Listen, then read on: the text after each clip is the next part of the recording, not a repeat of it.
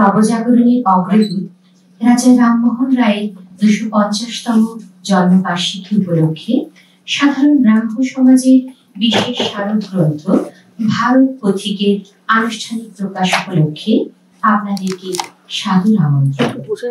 সাধারণ ব্রাহ্ম সমাজ থেকে রাজা রামমোহনের 250তম জন্মবার্ষিকী পালনে যে কর্মসূচি নেওয়া হয়েছিল, আজ এই দ্বিভাষিক স্মারকগ্রন্থের প্রকাশের মধ্য দিয়ে তারই সার্থক পরিসমাপ্তি। আজকে অনেক গুণীজন আমাদের মধ্যে এসেছেন এবং তাদের উজ্জ্বল উপস্থিতি আমাদের এই অনুষ্ঠানের গরিমা ও মর্যাদা বাড়িয়ে তুলেছে। আপনাদেরকে আমরা সশ্রদ্ধ নমস্কার জানাই। যে কোনো শুভ কাজের আগে আমরা সেই সর্বশক্তিমান পরমেশ্বরের কাছে আমাদের অন্তরের কৃতজ্ঞতা ও আশীর্বাদ ভিক্ষা করি। আজ আমাদের সঙ্গে উপস্থিত আছেন শ্রী দেবাশিস রায়চৌধুরী ও তাঁর সুযোগ্যা কন্যা রোহিণী রায়চৌধুরী। শ্রী দেবাশিস রায়চৌধুরী তার প্রার্থনার মধ্য দিয়ে এই অনুষ্ঠানের শুভ সূচনা করবেন ও শ্রীমতী রোহিণী রায়চৌধুরী রামমোহন রায়ের রচিত সঙ্গীত পরিবেশন করবেন। শ্রী দেবাশিস রায়চৌধুরী মহাশয় ও শ্রীমতী রোহিণী রায়চৌধুরীকে আমরা মঞ্চে উপবিষ্ট হওয়ার জন্য আহ্বান জানাচ্ছি। यो देवग्नो यो अप्सु यो विश्वं भुवनमाविवेश यो ओषधीषु यो वनस्पतिषु तस्मै देवाय नमो नमः। যে দেবতা অগ্নিতে, যিনি জলেতে, যিনি বিশ্বজগতের সবকিছুর মধ্যে অনুপ্রবিষ্ট হয়ে রয়েছেন, যিনি ঔষধিতে, যিনি বনস্পতিতে সর্বদা বিরাজ করছেন, তাকে আমরা বারবার নমস্কার করি। ओम पितानसि पितानबोधि नमस्तेस्तु मामाहिंसि विश्वानि देव सवितर्दुरितानि परासुव यद्भद्रं तन्नयासुव। नमः शंभवाय च मयोभवाय च नमः शंकराय च मयस्कराय च नमः शिवाय च शिवतराय च। তুমি আমাদের পিতা, পিতা মাতার মতো তুমি আমাদের জ্ঞান শিক্ষা দাও, আমাদের বোধ দাও। তোমাকে নমস্কার। আমাদের মোহ পাপ থেকে মুক্ত করো, আমাদের পরিত্যাগ করিও না, আমাদের বিনাশ করিও না। হে দেব, হে পিতা, আমাদের পাপ সকল মার্জনা করো, যা কল্যাণ তা আমাদের মধ্যে প্রেরণ করো। তুমি যে সুখকর, সুখ ও কল্যাণের আকর, কল্যাণ ও কল্যাণোত্তর, তোমাকে বারবার নমস্কার। আজ সন্ধ্যায় আমরা মিলিত হয়েছি রাজর্ষি রামমোহনের 250 বছরের জন্মবার্ষিকী উপলক্ষে।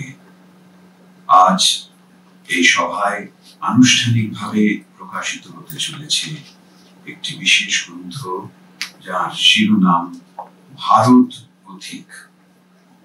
হে প্রাণের দেবতা, আজ থেকে 250 বছর আগে যখন আমাদের দেশ সমাজ অন্ধকারাচ্ছন্ন ছিল, তখন তুমি আমাদের মধ্যে প্রেরণ করেছিলে এমন একজন সাহসী, শক্তিশালী, বুদ্ধিমান, হৃদয়বান ও অমিত উদ্যোগী এক পুরুষকে, যিনি সেই অন্ধকার থেকে আমাদের আলোকিত করে সামনে এগিয়ে চলতে সাহায্য করেছিলেন। আমাদের সেই যাওয়াটি তিনি শুরু করিয়ে দিয়েছিলেন।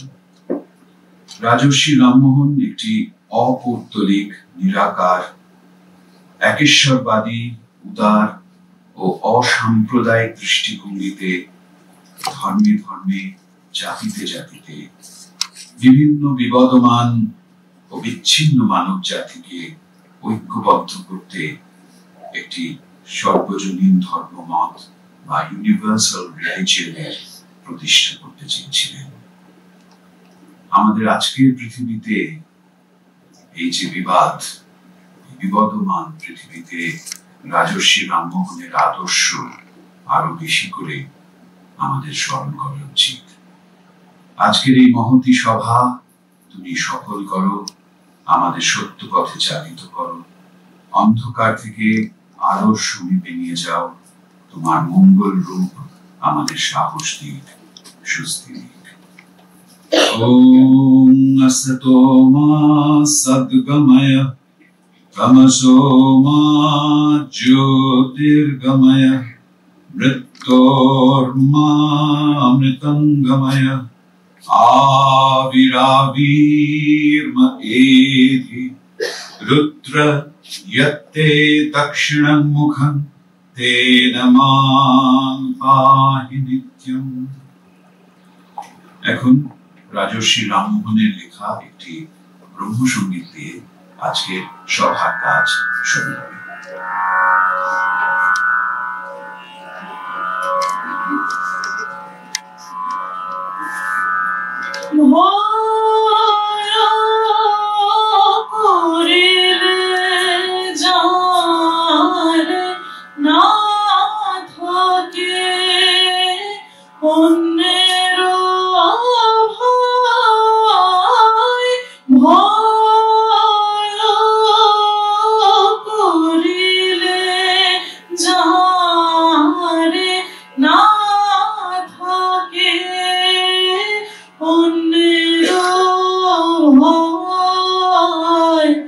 যাহাতে করিলে প্রীতি জগতের প্রিয় ভয় করিলে যারে জড়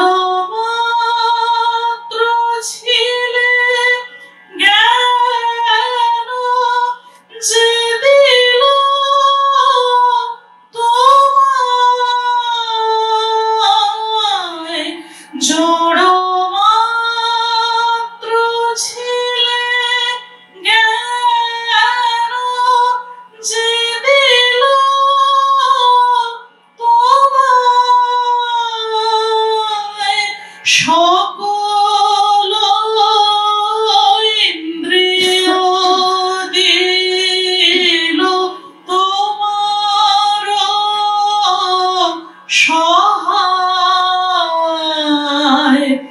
কিন্তু তুমি ভালো তারে সে তো ভালো নয়, কিন্তু তুমি ভালো তারে সে তো ভালো নয়। ভয় করিলে যারে না থাকে অন্যের ভয়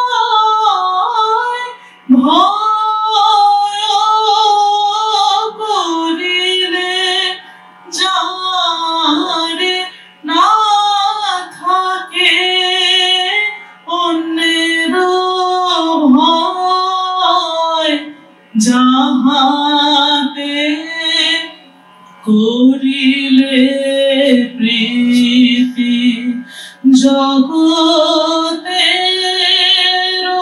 প্রিয় হয় ভয় করিলে যারে না থাকে অন্যের ভয় ভয় করিলে যারে ओम ब्रह्म कृपा हि केवलम हरि ओम तत्सत्। শ্রী দেবাশিস রায়চৌধুরী মহাশয় তার প্রার্থনার মধ্য দিয়ে ঈশ্বরের আশীষ ভিক্ষা করলেন। ঈশ্বরের আশীর্বাদ আমাদের সর্ব কাজের সহায় হোক। প্রতি ও পশ্চিমবঙ্গের প্রাক্তন রাজ্যপাল মাননীয় শ্রী শ্যামল কুমার সেন মহাশয়, আমরা মাননীয় শ্রী শ্যামল কুমার সেন মহাশয়কে মঞ্চে আসন গ্রহণ করতে অনুরোধ করছি।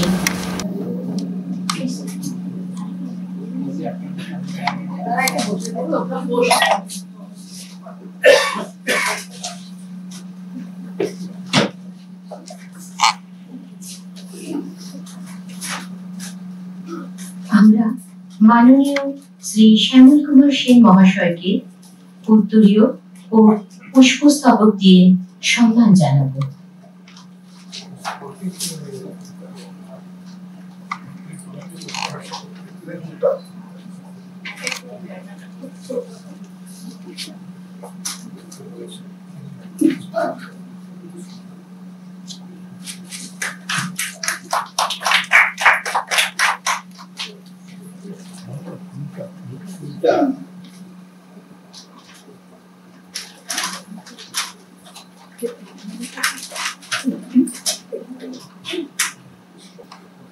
আজকে আমাদের বিশেষ অতিথি হিসেবে আছেন রাজ্য হেরিটেজ কমিশনের সভাপতি ও পশ্চিমবঙ্গের প্রাক্তন মুখ্য সচিব মাননীয় শ্রী আলাপন বন্দ্যোপাধ্যায় মহাশয়।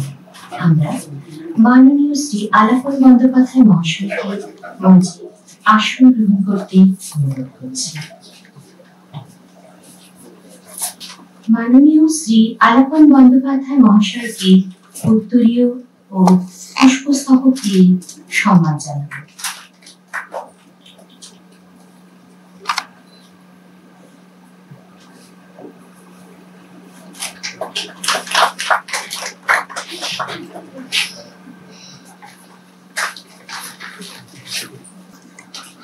আজকের অনুষ্ঠানে বক্তা হিসেবে আমরা পেয়েছি রবীন্দ্র ভারতী বিশ্ববিদ্যালয়ের অধ্যাপক মাননীয় শ্রী সুস্নাত দাস মহাশয়কে। আমরা মাননীয় শ্রী সুস্নাত দাস মহাশয়কে মঞ্চে আসন গ্রহণ করতে অনুরোধ করছি।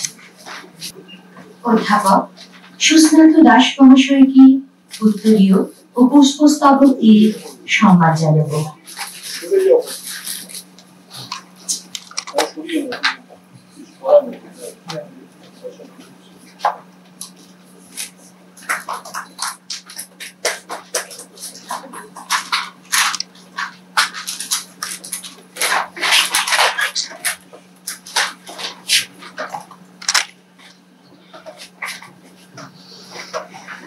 এই ভারত পথের সারা গ্রন্থটি যিনি তার ব্যস্ত সময়কে পাশে সরিয়ে রেখে সুন্দরভাবে সম্পাদনা করেছেন, সেই মাননীয় অধ্যাপক শ্রী শক্তিসাধন মুখোপাধ্যায় মহাশয়কে আমরা মঞ্চে আসন গ্রহণ করতে অনুরোধ করছি।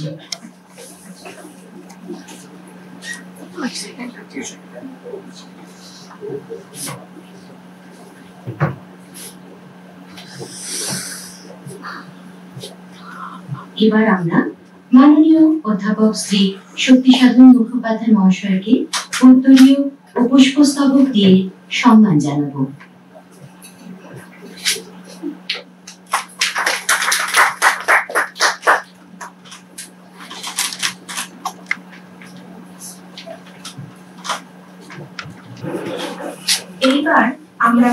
অনুষ্ঠানের মধ্যে প্রবেশ করব।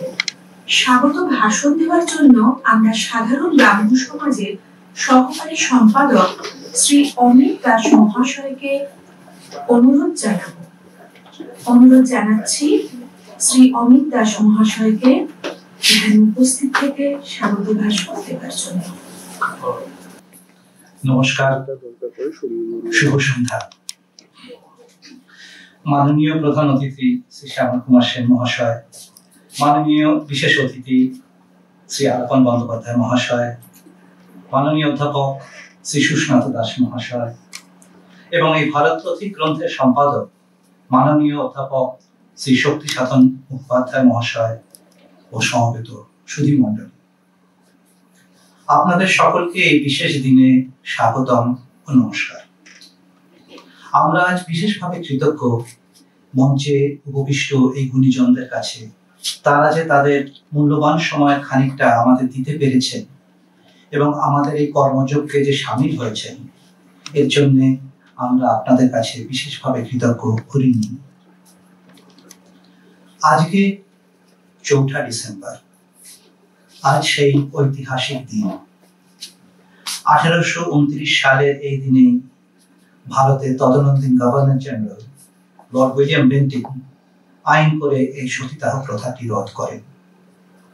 সেই দিন lord Bentinck East India company court of ডিরেক্টরসকে এই ব্যাপারে একটি dispatch Pathaan.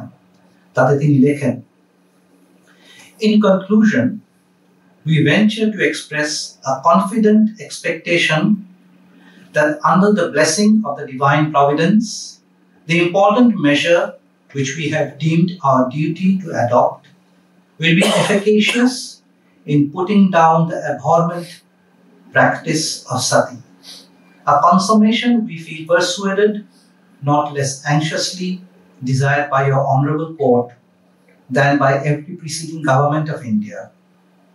Although the state of the country was less favorable in former times than at present for its full and complete execution, it will be too much to expect that the promulgation of the abolition will not excite some degree of clamor and dissatisfaction, but we are firmly persuaded that such feelings will be short-lived, and we trust that no apprehension need to be entertained of its exciting any violent opposition or any evil consequences whatsoever.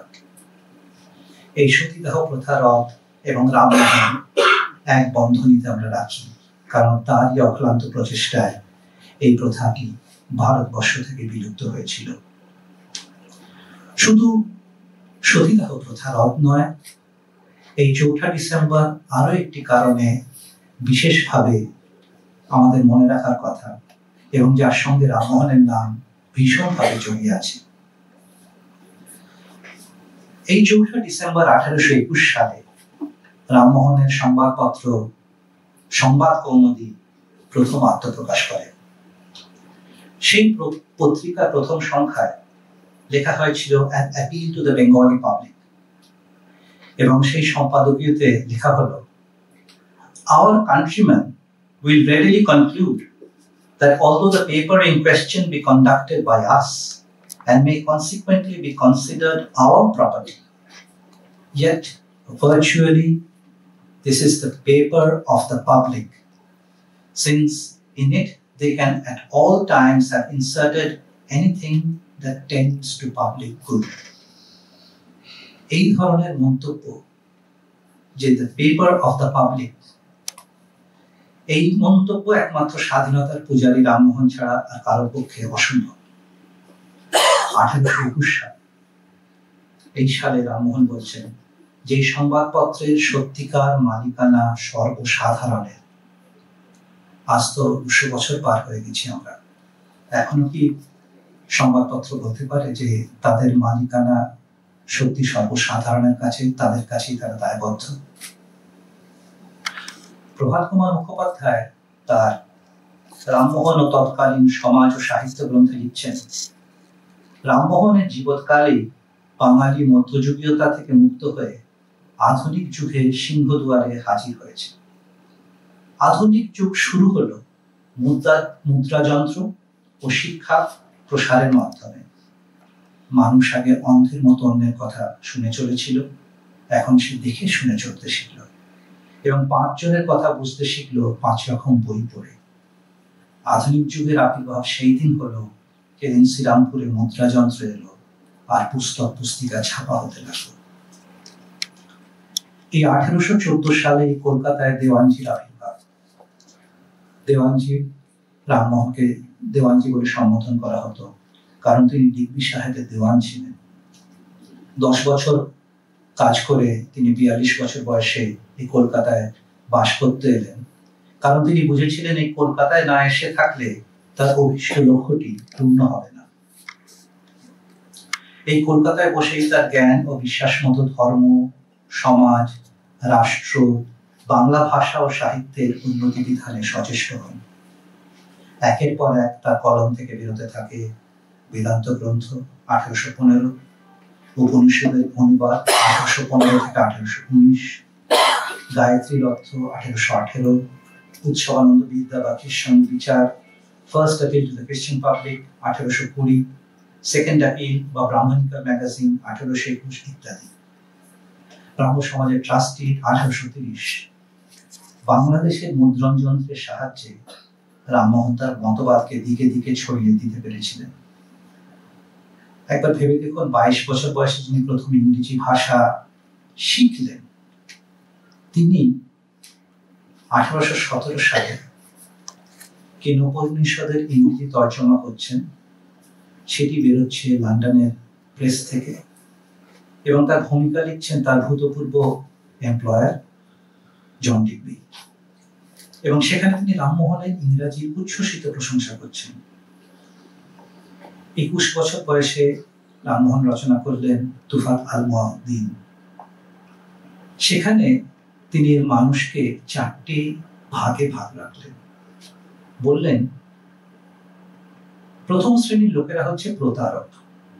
এরা নিজেদের স্বার্থ সিদ্ধির জন্য, নিজেদের দল বা সম্প্রদায়ের জন্য ইচ্ছা মতো নানা মতবাদ, ধর্ম বিশ্বাস প্রভৃতি বানিয়ে প্রচার করেন। দ্বিতীয় শ্রেণীর লোকেরা হলেন প্রতারিত। এরা কোনো সত্য সন্ধান না করে কোন একটি দল বা সম্প্রদায়ে যোগ দেন। তৃতীয় শ্রেণীর লোকেরা একই সঙ্গে প্রতারক ও প্রতারিত, কারণ এরা না বুঝে অন্যের উক্তিতে বিশ্বাস করেন ও অন্যকেও তা বিশ্বাস করতে উৎসাহিত করেন। চতুর্থ শ্রেণী হচ্ছেন যারা প্রতারক বা প্রতারিত কিছুই নয়, তার ঈশ্বরের অনুগ্রহ ধন্য। সেই সুস্থ মনের মানুষদের সত্য ও শুদ্ধ দৃষ্টি আকর্ষণ করে রামমোহন তার এই গ্রন্থ রচনা শেষ করেছিলেন। এই প্রতারক প্রতারিত আজকের দিনেও আমাদের মধ্যে রয়েছে, যারা কোনো কিছু বিশ্বাসকে নিজেদের মতবাদ বলে প্রচার করছেন এবং অন্যদের সেই মতবাদে প্রচারিত হওয়ার জন্য আরো বেশি উদ্যোগ নিচ্ছেন। 200 বছর আগে রামমোহন এই কথা বলে গেছেন। গত বছর মে মাসে কলকাতায় আমরা 2 দিন ব্যাপী একটি আন্তর্জাতিক আলোচনার চক্র অনুষ্ঠিত করেছিলাম রামমোহনকে নিয়ে।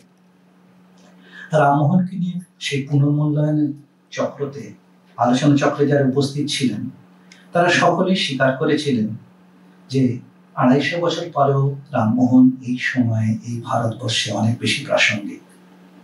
এবং সম্মেলনের শেষে অধ্যাপক দীপেশ চক্রবর্তী এক কথায় বলেছিলেন, In my overall sense is that we did indeed see many dimensions for somebody like Rammohan রয়।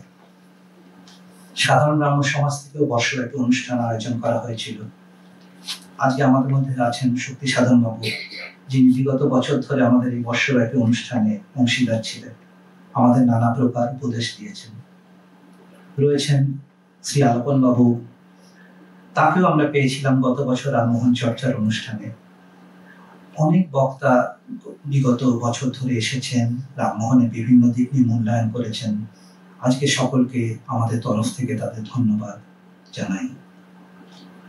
রামমোহনের পরিচয় তো শুধু ভারতবর্ষ দিয়ে বিচার করলে হবে না। তার পরিচয় পৌঁছে গেছে ইউরোপ থেকে, ইংল্যান্ড থেকে অতলান্তিক পার করে শুধু মার্কিন মুলুকে। এবং এটা প্রায়শ বলা হয়ে থাকে রামমোহন হলেন প্রথম ভারতীয় যিনি জীবদ্দশায় আন্তর্জাতিক খ্যাতি লাভ করেছিলেন। বিখ্যাত মার্কিন গবেষক কলম্বিয়া ইউনিভার্সিটির এড্রিয়ান মু বলেছেন, until the advent of Roy, the Orient had seemed far removed and impersonal to American thought.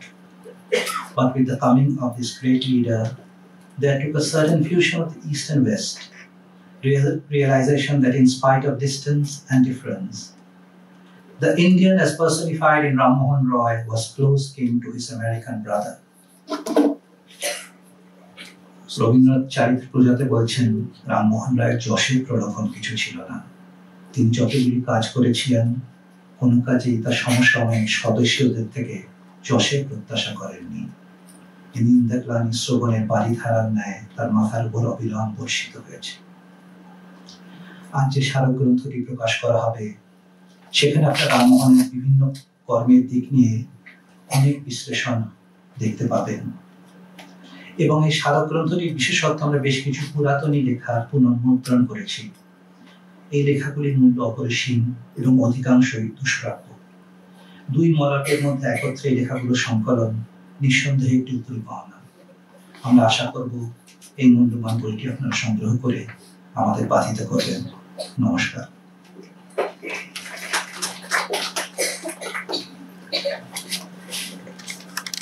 বার্ষিকী স্মারক গ্রন্থে আনুষ্ঠানিক প্রকাশ করতে চলেছি। মঞ্চে উপবিষ্ট গুণীজনদের আমরা অনুরোধ করব গ্রন্থটির আবরণ উন্মোচন করে সর্বসমক্ষে আনুষ্ঠানিক প্রকাশ করতে।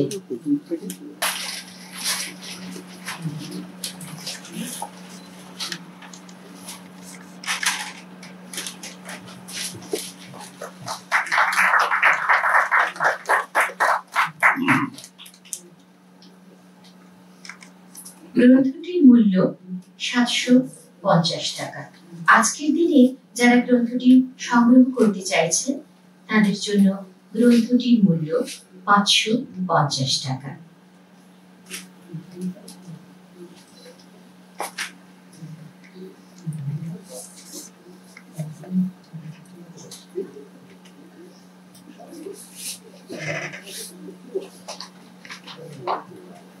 আমরা আমাদের মধ্যে যাদের পেয়েছি সেই গুণীজনদের কাছ থেকে আমরা তাদের মূল্যবান বক্তব্য শুনতে চাই।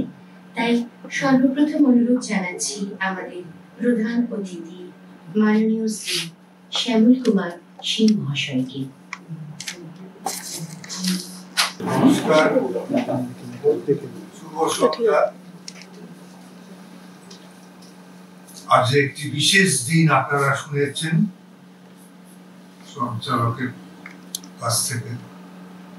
এই দিনে সতীদাহ প্রথা রদ করা হল লর্ড বেন্টিক এর আদেশে। মঞ্চে উপস্থিত রয়েছেন বিশিষ্টজন। আলাপন বন্দ্যোপাধ্যায় মহাশয় আছেন, অধ্যাপক বসু আছেন, আছেন, আরো বিশিষ্ট সুধীবৃন্দ আছেন। আমি ভাবছিলাম যে এত একটা ইম্পর্টেন্ট অনুষ্ঠান এবং এত সুন্দর পরিবেশ, এটা একটা বড় জায়গায় হলে ভালো হতো। এই জায়গাটা খুবই ছোট, কারণ এটা রামমোহন 250 বছর উপলক্ষে হচ্ছে, যখন একটা বিশেষ গুরুত্ব রয়েছে। এটা সাধারণ অনুষ্ঠান নয়। যাই হোক, ছোটর মধ্যেও ভালো, কারণ quality counts, not the quantity. Rammohan এর কর্মধারা এবং তার পরিধি এতই ব্যাপক এতই বিশাল যেটা অনেক সময় লাগে বলতে। আমাদের হাতে অত সময় তো নেই, 5 মিনিট সময়। কি বলবো, ভারত পথিক রামমোহন ভারতবর্ষের পথ প্রদর্শক তিনি। তার আগে তো আমরা অন্ধকারে ছিলাম, এটা বলা হলো মুখবন্ধ, যে অন্ধকার থেকে আলোর জগতে রামমোহনই নিয়ে এসছেন আমাদের। আলোর জগতে পুরো আসিনি এখনো আমরা, আমি মনে করি সেই না অন্যরা। আমরা কি সত্যি আলোর জগতে আসতে পেরেছি? রামমোহন তার জীবন দিয়ে গেছেন বলতে গেলে, আজ এত কাজ করছেন, এত জায়গায় আলো জ্বালিয়েছেন, কিন্তু আমরা কি এখন আলোর মধ্যে আছি? এটাই আমার প্রশ্ন। তবে রামমোহনের আদর্শকে যদি আমরা অনুসরণ করি, তাই নিশ্চয়ই আমরা আবার আলোর পথে ফিরে যাব। তার জন্ম হয়েছিল যে পরিবারে, তারা ধর্মপরায়ণ, কিন্তু তার পিতামাতা ধর্মপরায়ণ হলেও খুবই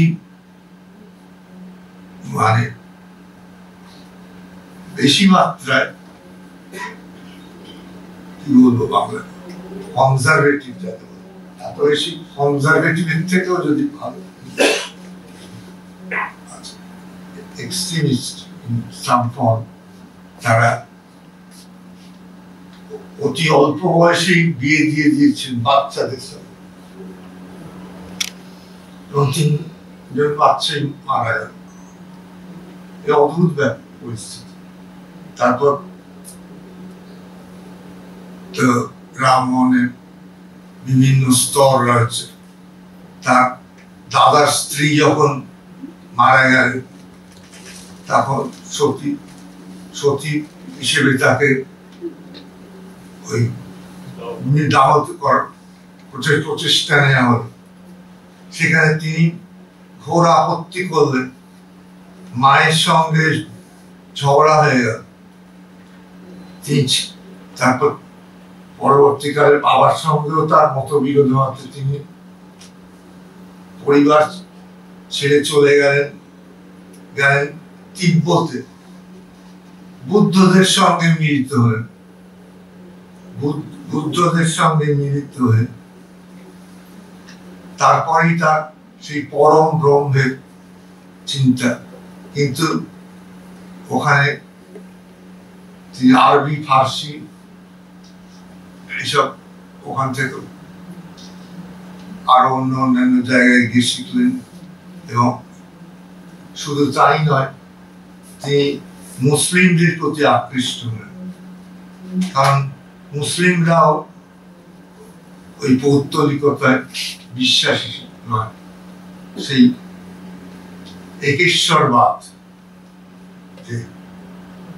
একেশ্বরবাদে বিশ্বাসী।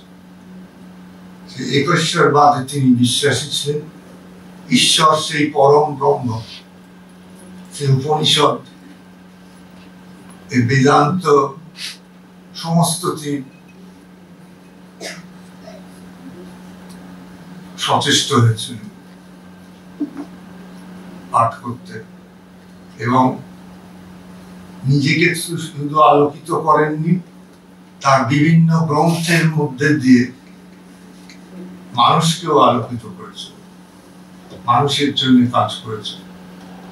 তারই প্রচেষ্টায় সতী অ্যাবলিশন অ্যাক্ট পাস হল বাই লর্ড কর্নওয়ালিস।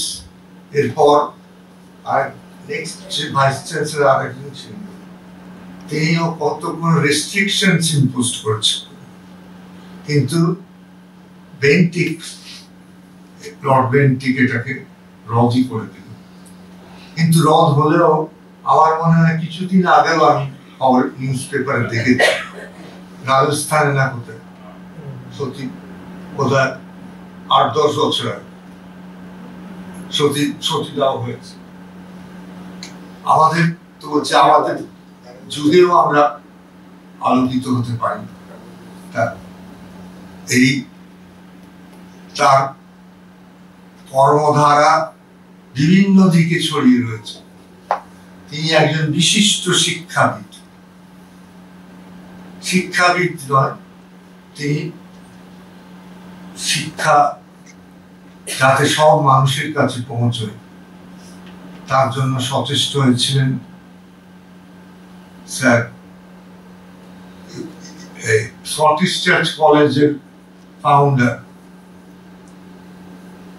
ডাব সাহেবের সঙ্গে তার বন্ধুত্ব হয় এবং তারই প্রচেষ্টায় ডাব সাহেব স্কটিশ চার্চ কলেজ প্রতিষ্ঠা করে। স্কটিশ চার্চ কলেজের যে ভলুম অ্যানুয়াল ভলুম বেরোয় সেখানে তা স্বীকার করা আছে যে রাজা রামমোহন রায়ের প্রচেষ্টায় স্কটিশ চার্চ কলেজ হয়েছে। ডেভিড হেয়ার তার বন্ধু ছিল, আর হিন্দু কলেজে প্রতিষ্ঠা করেছিল। খ্রিস্টানদের যে ধর্ম সে বিষয়েও তিনি সচেষ্ট ছিলেন এবং তার একটা বই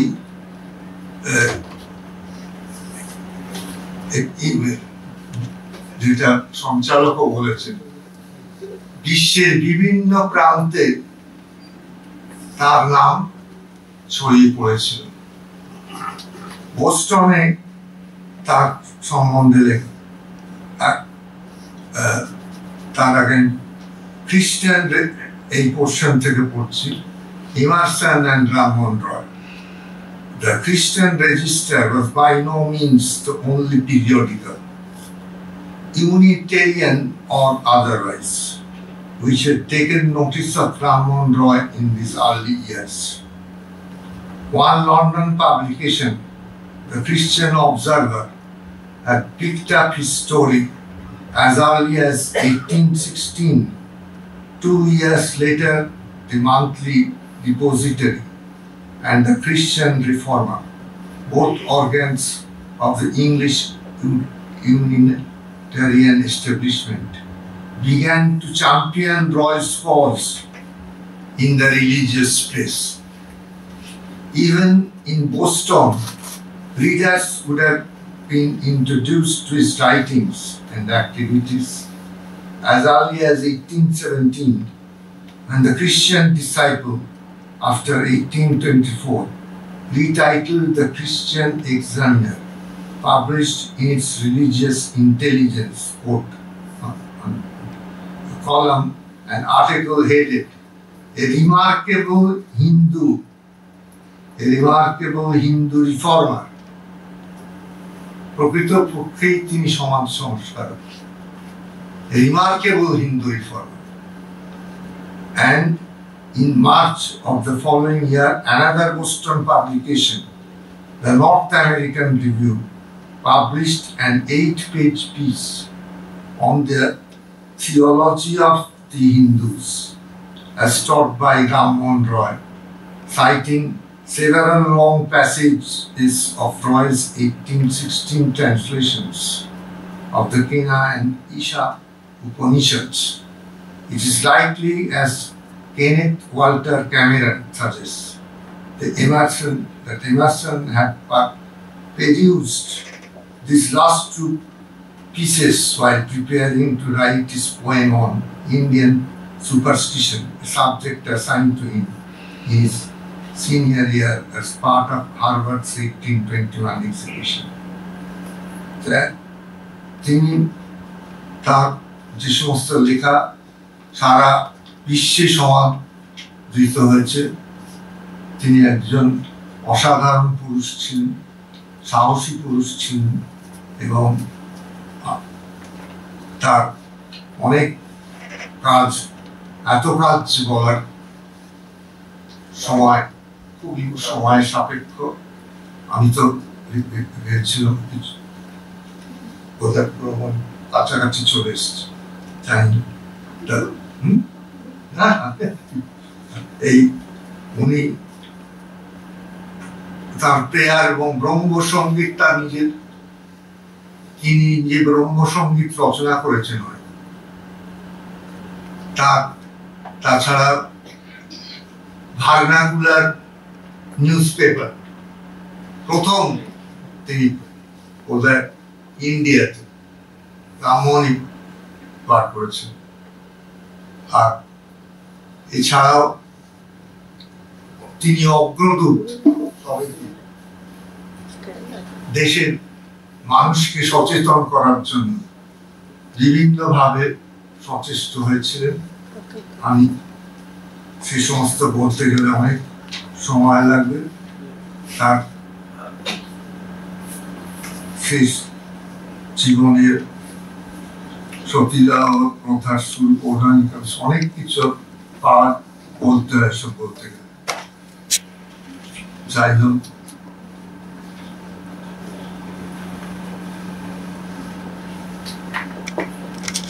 বিলেতে তিনি দুবার গেছেন এবং ভারতীয় সমাজের শিক্ষা বিস্তার, বাংলা বুদ্ধের বিস্তার ও সমাজের ধর্মের নামে যেসব অনাচার হতো সবকিছুর বিরুদ্ধে তিনি আজীবন সংগ্রাম করেছেন।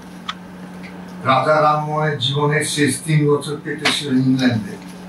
বিলেত যাওয়ার আগে 1829 সালে তিনি দিল্লির বাদশাহ থেকে রাজা উপাধি লাভ করেন। বিলেত যাওয়ার আগে তার আত্মীয় স্বজন তাকে বাধা দেয়, কারণ সেই যুগে দেশের শাস্ত্র অনুযায়ী সমুদ্র যাত্রা চিরতর নিষিদ্ধ ছিল।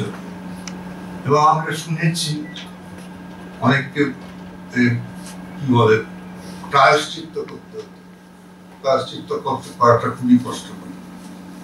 রামমোহন প্রথম ব্যক্তি যিনি এসব অযৌক্তিক প্রথাকে উপেক্ষা করে বিলেতে গমন করেন। He was very progressive in every respect. তার পালিত পুত্র রামরত্ন মুখোপাধ্যায় নামে পাচক ব্রাহ্মণ এবং রামহরি নামে ভিক্ত 1833-এ 27 সেপ্টেম্বর পিস্তলে তার মহাপ্রয়াণ হয়।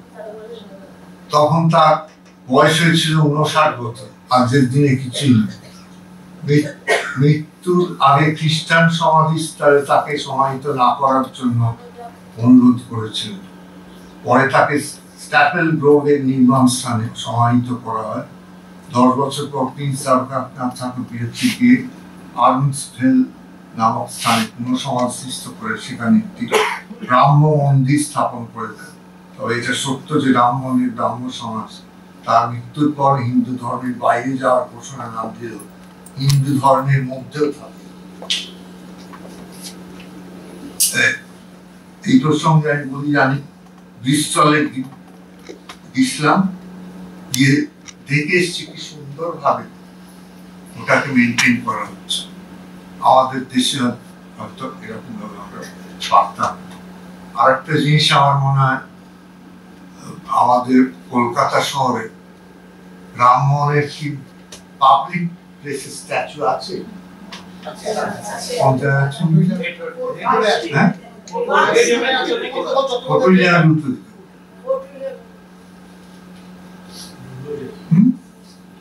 দুরূহ জায়গা, একটা এমন জায়গায় রাখতে হবে যেটা সব লোকের চোখে পড়ে।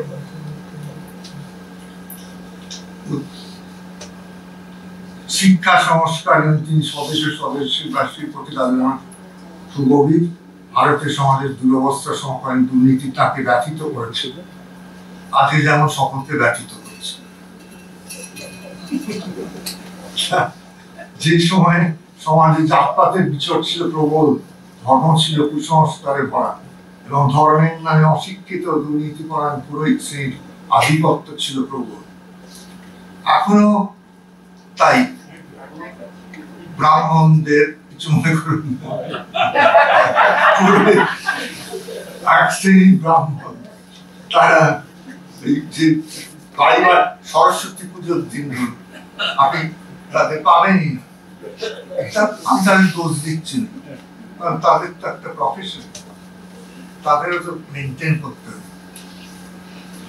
কিন্তু প্রকৃত যে কথা উনি বলে গেছেন পরম ব্রহ্ম, আমরা তাকে ছেড়ে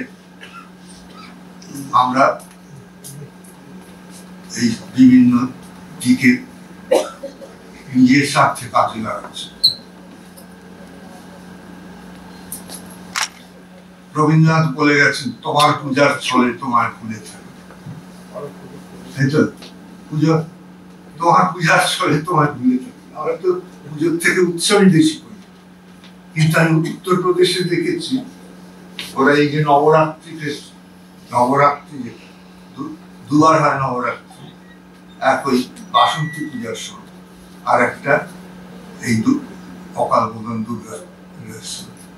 এখানে তো উৎসব হয়, আর ওখানে নবরাত্রিটা ওরা ঠিকভাবে ওরা পুজোও করছে, উদযাপন করতে আমি দেখেছি। মুসলিমদের সঙ্গে আর একটা দিকে চোখ আছে, মুসলিমরাও যেমন সে বিশেষ সময় সেই সকাল 4টে থেকে আর তখন যাকে আর খুব মনোযোগ সহকারে এটা করে। তা আমার বাড়িতে বিহারের লোক আছে, সে ছট পুজো করে এলো, আমি বললাম কি তার ছেলেটাকে আমি জিজ্ঞেস করছি কি সে ল পড়ে, আমি জিজ্ঞেস করলাম কিভাবে ছট পুজো করলো, বলে আমার বাবা 4 দিন পুরো উপবাস করেছে। আমি উপবাসটাকেই বলছি না, বড় কথা, যাই হোক। এই তিনি ছিলেন প্রাচ্য পাশ্চাত্যের এক পূর্ণ সমন্বয়ের প্রতীক। আমার মনে হয় অনেক দিক দিয়ে রামকৃষ্ণ দেবের সঙ্গে তার মিল আছে। রামকৃষ্ণ দেব বলেছেন সবই এক জায়গায় গিয়ে মিশেছে, সবই এক, কোনো প্রতীক মাত্র, যত মত তত পথ, সমন্বয়ের বাণী। এইসব আছে, অনেক কিছু বলতে গেলে অনেক সময় চলে যাবে, আর আমার নিজেরও তাই। তিনি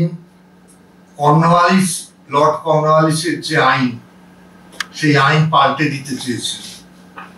1827 খ্রিস্টাব্দের বৈষম্যমূলক জুরি আইন বন্ধ করার জন্য এবং কৃষকদের উপর করের বোঝা কমাবার জন্য রাজা রামমোহন রায় বহু চেষ্টা করেন। অর্থনৈতিক চিন্তাধারা একটা দিক রাজা রামমোহন, যদিও তিনি ইস্ট ইন্ডিয়া কোম্পানিতে কিছুদিন কাজ করেছেন, কিন্তু কাজটা করেছেন তাদের অ্যাডমিনিস্ট্রেশন, ইংলিশ অ্যাডমিনিস্ট্রেশন। তার নিজের জমিদারি ছিল, তিনি অবশ্য পার্মানেন্ট সেটেলমেন্টের বিরোধী ছিলেন না, পার্মানেন্ট সেটেলমেন্টের বিরোধী না থেকেও তিনি কৃষকদের দুরবস্থায় তিনি বিশেষভাবে উদ্বিগ্ন ছিলেন। বহু যুক্তিবাদী রামমোহন ইসলামী পদ্ধতিতে শিক্ষা লাভ করেছেন। ইসলাম অর্থাৎ একটি উগ্র মুক্তি বিরোধী সম্প্রদায় দ্বারা ব্যাপকভাবে প্রভাবিত ছিল। সুফি, বিশেষ করে সুফি মতাদর্শ তাকে মুগ্ধ করেছিল। ইসলাম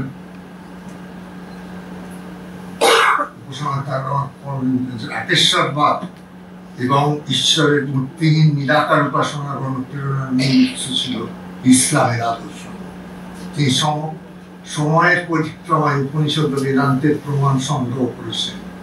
রাজা রামমোহন রায় লেখক শিবনারায়ণ দ্বিবেদী, পণ্ডিত রমন। আমি মনে করি যে আজকে আমরা যেখানে রয়েছি সেখান থেকে দ্রুত পার পেয়ে যেতে গেলে যেমন গঙ্গা পার হওয়া শক্ত, এটা খুব শক্ত যে পরিস্থিতিতে আমরা রয়েছি, কিন্তু সেই পরিস্থিতি পার হতে পারবো আমরা যদি রামমোহন রায়ের আদর্শকে ফলো করি। একটা লোক কত কাজ করতে পারে, গান লিখেছেন, ফার্স্ট নিউজ পেপার বার করছেন, সমস্ত নিজের ভাষা, সকল স্কুল কলেজ সব চারদিকেই তার ব্রাহ্মণ কলেজ রয়েছে।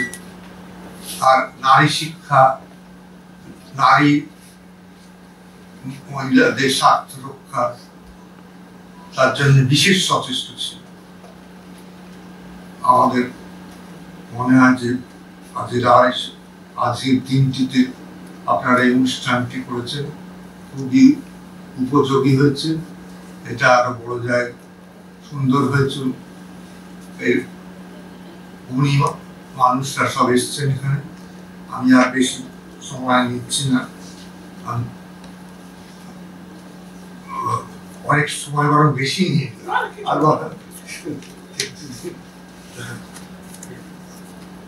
আমি রামরাজা রামমোহন রায়ের প্রতি আমার শ্রদ্ধা জানিয়ে বক্তব্য শেষ করছি।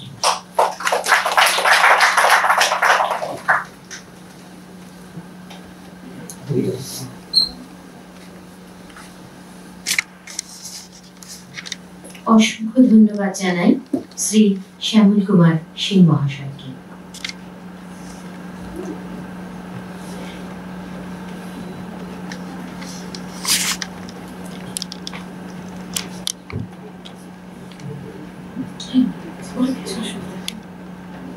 আমাদের আজকের অনুষ্ঠানের বিশেষ অতিথি মাননীয় শ্রী আলাপন বন্দ্যোপাধ্যায় মহাশয়কে অনুরোধ জানাচ্ছি তার মূল্যবান বক্তব্য পেশ করার জন্য।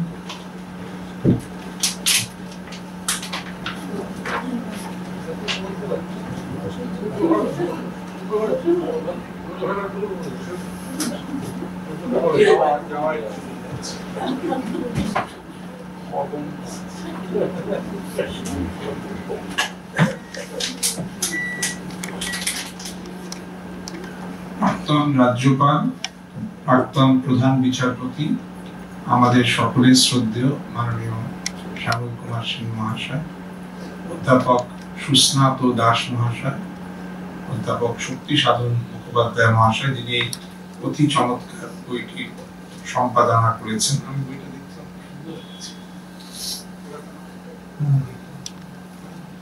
অনেক বিরল লেখার সংকলন আছে এখানে।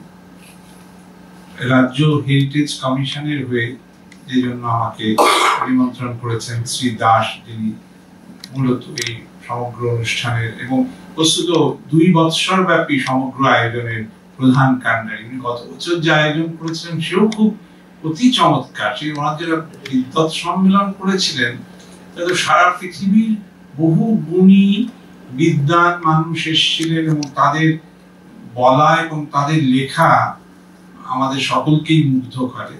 এরপর উনি রামমোহন রায়ের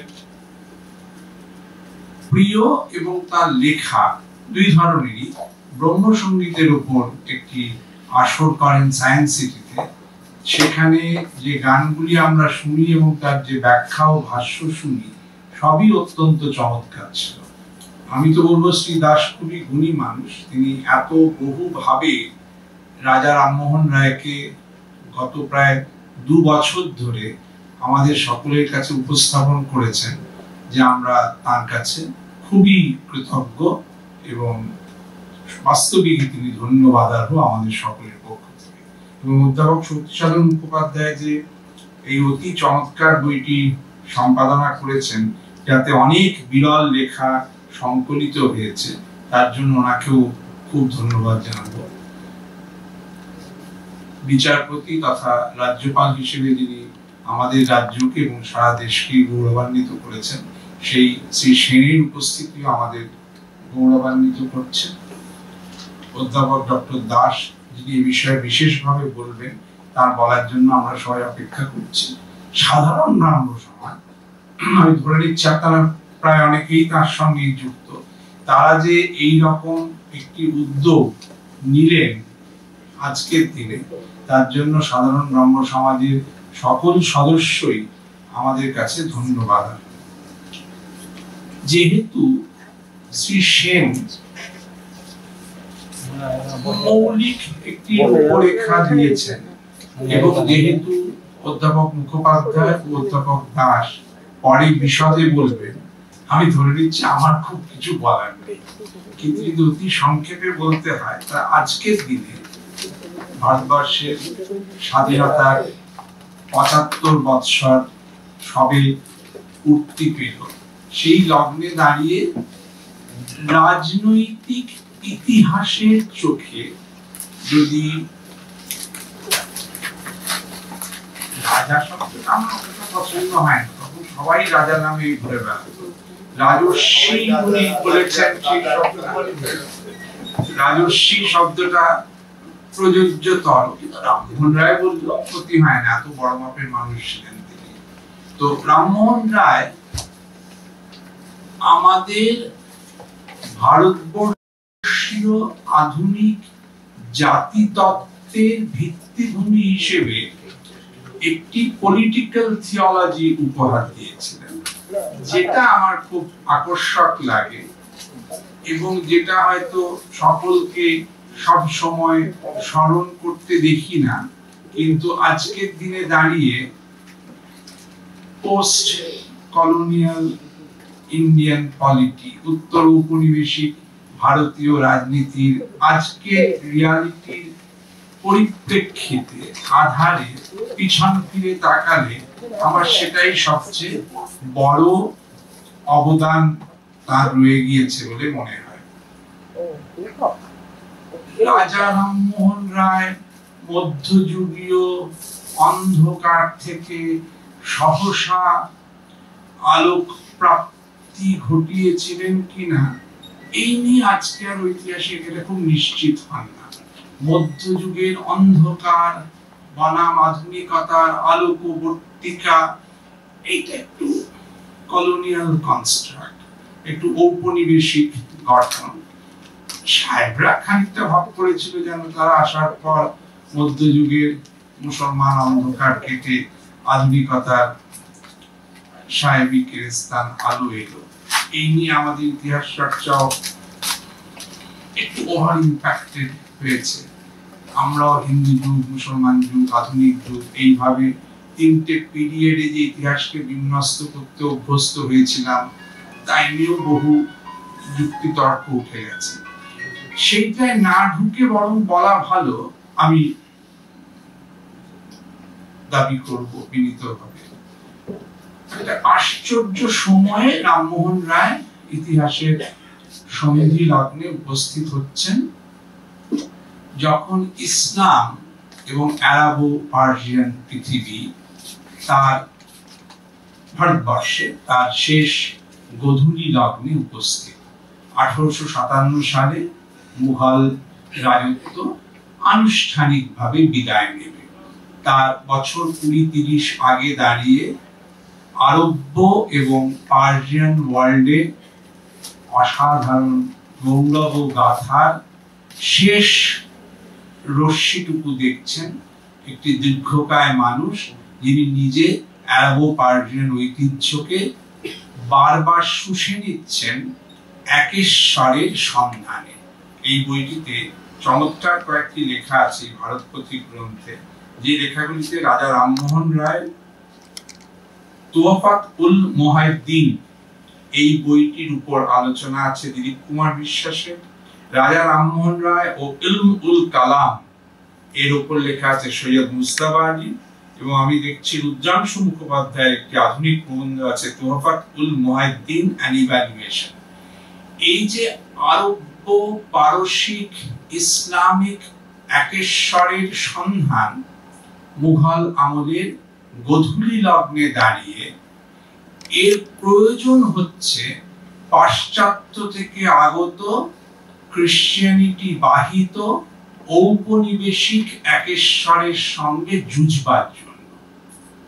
যেন একেশ্বরকে নিয়ে এসে আমাদের এই বহু দেব দেবী লাঞ্ছিত, আজকের দিনে দাঁড়িয়ে আমরা বলবো বহু দেব দেবীতে গৌরবান্বিত ভারতবর্ষে, যেন সাহেবরা এবং পাদ্রীরা খুব একটা বড় কাজ করেছেন, এবং যেন ভারতবর্ষের লোককে একেশ্বর বিহীনতার জন্য একটু দুষ্ট করা হচ্ছে, একটু লাঞ্ছিত করা হচ্ছে।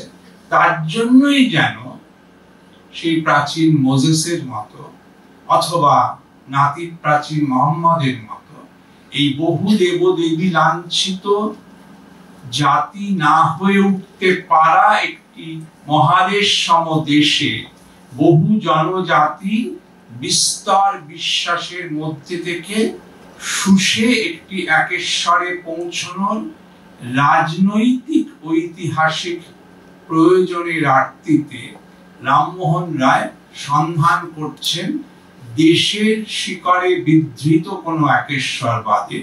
তাই কখনো ইসলামে যাচ্ছেন, কখনো বেদান্তে যাচ্ছেন। বেদান্ত তার অনেকার্থে মূল শিকড়, যদ্যপি একমাত্র শিকড় নয়।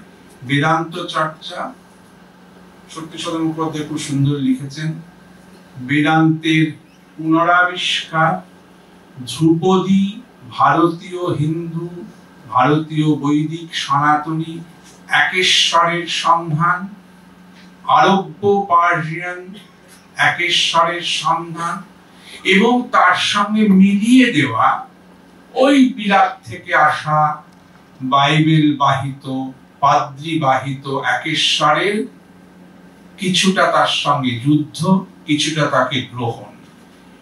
এই যে ত্রহস্পর্শ ঘটছিল ভারতীয় মহাদেশে, প্রাচীন হিন্দু সনাতনী বৈদিক ইন্ডিক মনোথিইজম, প্রাচীন বা নাতি প্রাচীন ইসলামিক মনোথিইজম এবং প্রাচীন কিন্তু এই মুহূর্তে অর্থাৎ তন্মুহূর্তে কিছুটা কলোনিয়াল ক্যারেক্টারের মনোথিইজম, এই তিনটি ধারার সঙ্গম স্থলে খুব ক্রিয়েটিভ ইমাজিনেশন নিয়ে পলিটিক্যাল ইন্ডিয়ার স্পিরিচুয়াল থিওলজিক্যাল বেসিস নির্মাণের জন্য রামমোহন রায় তার একেশ্বরবাদী রাজনৈতিক ঐতিহাসিক তত্ত্ব নির্মাণ করলেন এবং আধুনিক ইউরোপীয় ঘরানায় চার্চ বা সমাজের আকারে সেই ধর্মমতটিকে একটি কর্পোরেট অস্তিত্ব দান করলেন, যার নাম আত্মীয় সভা বা রঙ্গ সভা। ফলত প্রাচীন কয়েকটি বিশ্বাসের সম্মিলন, আধুনিক রূপরীতিতে তার নির্মাণ, সদস্য মণ্ডলী ও সঙ্গীত প্রভৃতির মাধ্যমে তাকে একটি কর্পোরেট চেহারা এবং তার মাধ্যমে আগামী ভারতবর্ষের রাজনৈতিক ধর্মতত্ত্বের ইঙ্গিত প্রদান। এর মধ্যে আমি আজ একজন পোস্ট কলোনিয়াল ইন্ডিয়ান সিটিজেন, ভারতবর্ষের স্বাধীনতার ৭৫ বছর প্রাপ্তির লগ্নে এইভাবেই তার দীর্ঘমেয়াদী অবদানগুলিকে দেখব। তার যে আরো বহু বিচিত্র অবদান, সংবাদপত্র, বিচারপতি সেন সংগতভাবেই বলেছেন, প্রথম ভার্নাকুলার নিউজ পেপার, সংবাদপত্রের মাধ্যমে আধুনিকতার নির্মাণ, বহুবিধ প্রগতিশীল সংস্কারে সতীদাহ যার মধ্যে প্রধানতম, নেতৃত্ব দান, নারী কল্যাণে অগ্রণী ভূমিকা পালন, এই সকল বহু চর্চিত সামাজিক, ধর্মমূলক, সংস্কৃতিমূলক অবদানের পিছনে বা নিচে আন্ডারলাইন আমি নিহিত দেখি রামমোহনের একেশ্বরবাদী জাতি গঠনের জন্য প্রয়োজনীয় রাজনৈতিক ধর্মতত্ত্বের এই মৌলিক বুনিয়াদি নির্মাণকে। সাধারণ ব্রাহ্ম সমাজকে ঐতিহাসিকভাবে এই পরিপ্রেক্ষিতে ফেলি রামমোহনের পরিপূরক হওয়ার জন্য। রামমোহন রায়ের অবদান এত দূর প্রসারী, ভারতবর্ষীয় জাতি গঠনের জন্য এত বুনিয়াদি ছিল যে আমরা তার ঐতিহাসিক একটি সীমাবদ্ধতা সব সময় বুঝে উঠতে পারি না। ঐতিহাসিক সেই সীমাবদ্ধতা যদি অবিনয়ী ভাবে ইতিহাসের ছাত্র হিসেবে পিছন ফিরে বলতে হয়, তাহলে বলতে হবে তার সময়ে পাবলিক স্ফিয়ার বুঝিবা ঈষৎ বেশি অভিজাত ছিল। বারবার কর্নওয়ালিসের কথা উঠে আসছে। ১৭৯৩ সালে চিরস্থায়ী বন্দোবস্ত পালনের মাধ্যমে যে অভিজাত ভৌমাধিকারী জমিদারি নির্ভর জনসমাজ নির্মিত হওয়া শুরু হলো, সেই ভদ্র হিন্দু উচ্চবর্গীয় পুরুষ অভিজাত সমাজ চরিত্রগতভাবে কম্প্রাডার কলোনিয়াল শক্তির ঈষৎ মিত্র এবং ঈষৎ বেশি অ্যারিস্টোক্র্যাটিক ছিল। জনসমাজে যে বাতাস এসে ঢুকলে অনেক বেশি নিঃশ্বাস প্রশ্বাস বুঝিবার সমাজে খেলে, তখনও তার সময় হয়নি। রামমোহনের বন্ধু দ্বারকানাথ তার পুত্র দেবেন্দ্রনাথ যখন আদি ব্রাহ্ম সমাজ গঠন করবেন, তখনও সেটা কয়েকটি প্রধান অগ্রণী ভৌমাধিকারী পরিবারের মধ্যেই নিহিত থাকবে। ভারতবর্ষীয় ব্রাহ্ম সমাজ গঠন করে কেশব সেন যখন বঙ্গের ব্রাহ্ম সমাজকে ভারতবর্ষের ব্রাহ্ম সমাজে পরিণত করবেন, ভারতবর্ষের বিভিন্ন প্রদেশে যখন ব্রাহ্ম সমাজ বিপুল প্রভাব ফেলবে, রানাড়ির প্রার্থনা সভা প্রভৃতি যার মধ্যে পড়ে অন্যতম, তার মধ্যে রানী ভিক্টোরিয়ার প্রতি বিপুল আনুগত্য সত্ত্বেও যে স্বাদেশিকতার বিপুল বিস্তার পাব, তাও বুঝিবা কিঞ্চিত ভক্তিবাদী আভিজাত্যে মণ্ডিত ছিল। সাধারণ ব্রাহ্ম সমাজ প্রথম একটি রিপাবলিকান জনসভা হিসেবে গড়ে উঠল। সাধারণ ব্রাহ্ম সমাজে তরুণ শিবনাথ শাস্ত্রী, আনন্দমোহন বসু প্রমুখ তরুণ প্রতিভাবান মেধাবী, ততটাই ভৌমাধিকারী নয় বরঞ্চ বেশি শিক্ষিত মধ্যবিত্ত এই মানুষগুলি নতুন ভাবে ধর্ম ও দেশে এক ধরনের কল্পনার মঞ্চ নির্মাণ করলেন, যেখানে রিপাবলিকানিজমের বা যেখানে সাধারণীকরণের একটা সৌরভ আমরা প্রথম পেলাম। পরবর্তীকালে এই সাধারণ ব্রাহ্ম সমাজের নেতৃত্বের হাত ধরেই শুধুমাত্র ইন্ডিয়ান অ্যাসোসিয়েশন প্রভৃতি না, এমনকি ইন্ডিয়ান ন্যাশনাল কংগ্রেসকেও গড়ে উঠতে দেখব, এবং ভারতীয় জাতীয় কংগ্রেসের অন্তত মধ্যপন্থী ধারায় এই সাধারণ ব্রাহ্ম সমাজের প্রভাব ছিল অপরিসীম।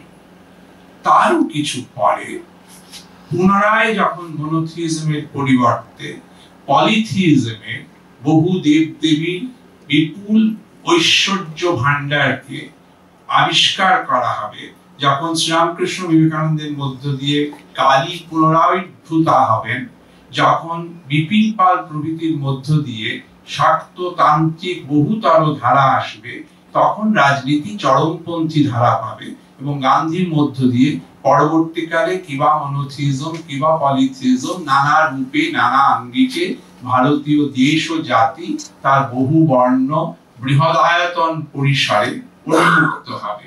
কিন্তু তার আগে মহাত্মাজি এসে ভারতীয় জাতির আরেকবার একটি রচনা পুনর্নির্মিত করবার আগে পর্যন্ত রামমোহন কর্তৃক নির্মিত সাংস্কৃতিক আধ্যাত্মিক বুনিয়াদের উপর দাঁড়িয়ে সাধারণ ব্রাহ্ম সমাজ নিজেকে প্রসারিত করেছিল জনসমাজের গণতন্ত্রীকরণের জন্য। ফলে আজ রামমোহন রায় 250 বৎসরের এই পুণ্য লগ্নে তাকে স্মরণ করার মধ্য দিয়ে সাধারণ ব্রাহ্ম সমাজও যে আমাদের সামনে পুনরায় উপস্থিত হলেন, ভারতবর্ষের স্বাধীনতার 75 বৎসর পূর্তির লগ্নে রামমোহন এবং সাধারণ ব্রাহ্ম সমাজকে পরস্পরের পরিপূরক চেহারায় দেখার যে সুযোগ ঘটল, তার জন্য আয়োজকদের সকলকে আমার বিনীত কৃতজ্ঞতা। আমাদের মধ্যে উপস্থিত অধ্যাপক মাননীয় শ্রী সুস্নাত দাস মহাশয়, ওনাকে কিছু বলার জন্য অনুরোধ জানাই। বুধ সমাজে আজকে রামমোহন রায়কে শ্রদ্ধা জানিয়ে কিছু বলার সুযোগ করে দেওয়ার জন্য উদ্যোক্তাদের আন্তরিক ধন্যবাদ এবং কৃতজ্ঞতা জানাই। এখানে এই সভাকক্ষেই কেউ কেউ উপস্থিত আছেন, যেমন দেখতে পাচ্ছি আমার প্রাক্তন সহকর্মী শ্রী অধ্যাপক কমল শঙ্কর বন্দ্যোপাধ্যায় উপস্থিত রয়েছেন, যিনি নিজে ব্রাহ্ম সমাজ নিয়ে অনেক কাজ করেছেন। ফলে আমার বলা কতটা সুপ্রযোজ্য আমি জানি না, তবু আমি বলছি কিছু কথা। তা হলো ব্রাহ্ম সমাজ আর রাজা রামমোহন রায় তো এক বস্তু নয়।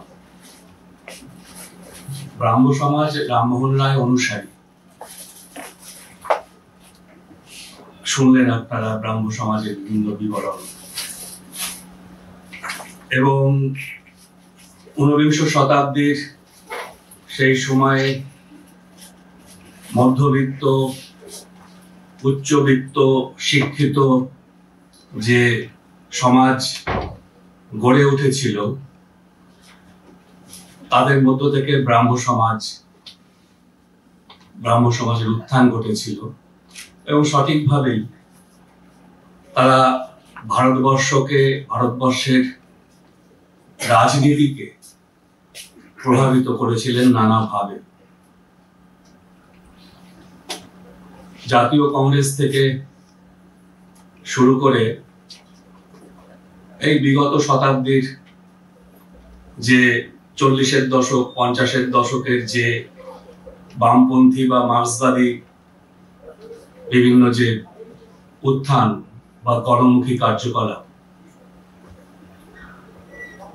প্রয়াত হয়েছেন অধ্যাপক তরুণ সান্যাল আমাকে প্রায় বলতেন যে এই কমিউনিস্টরা বা মার্ক্সবাদীরা প্রত্যেকে এলো জানিস,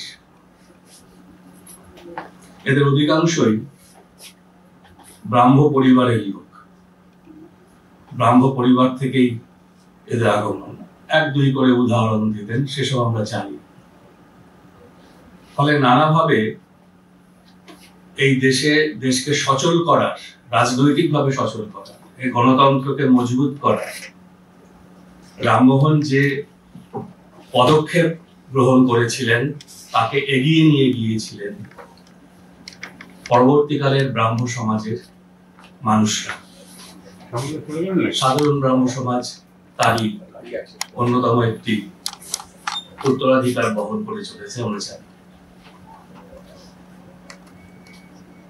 কিন্তু এখন তো নানা দিক থেকে তুলনা করা হচ্ছে, আজকেও তুলনা প্রথম থেকেই হচ্ছে যে রামমোহনের যুগ কি ছিল আর এখন কি। তখনও ভালো ছিল না, এখনো ভালো নেই। রামমোহনের সময়কালের যে অগ্রগতি ঘটেছিল, আজকে তা আরো পিছিয়ে গেছে।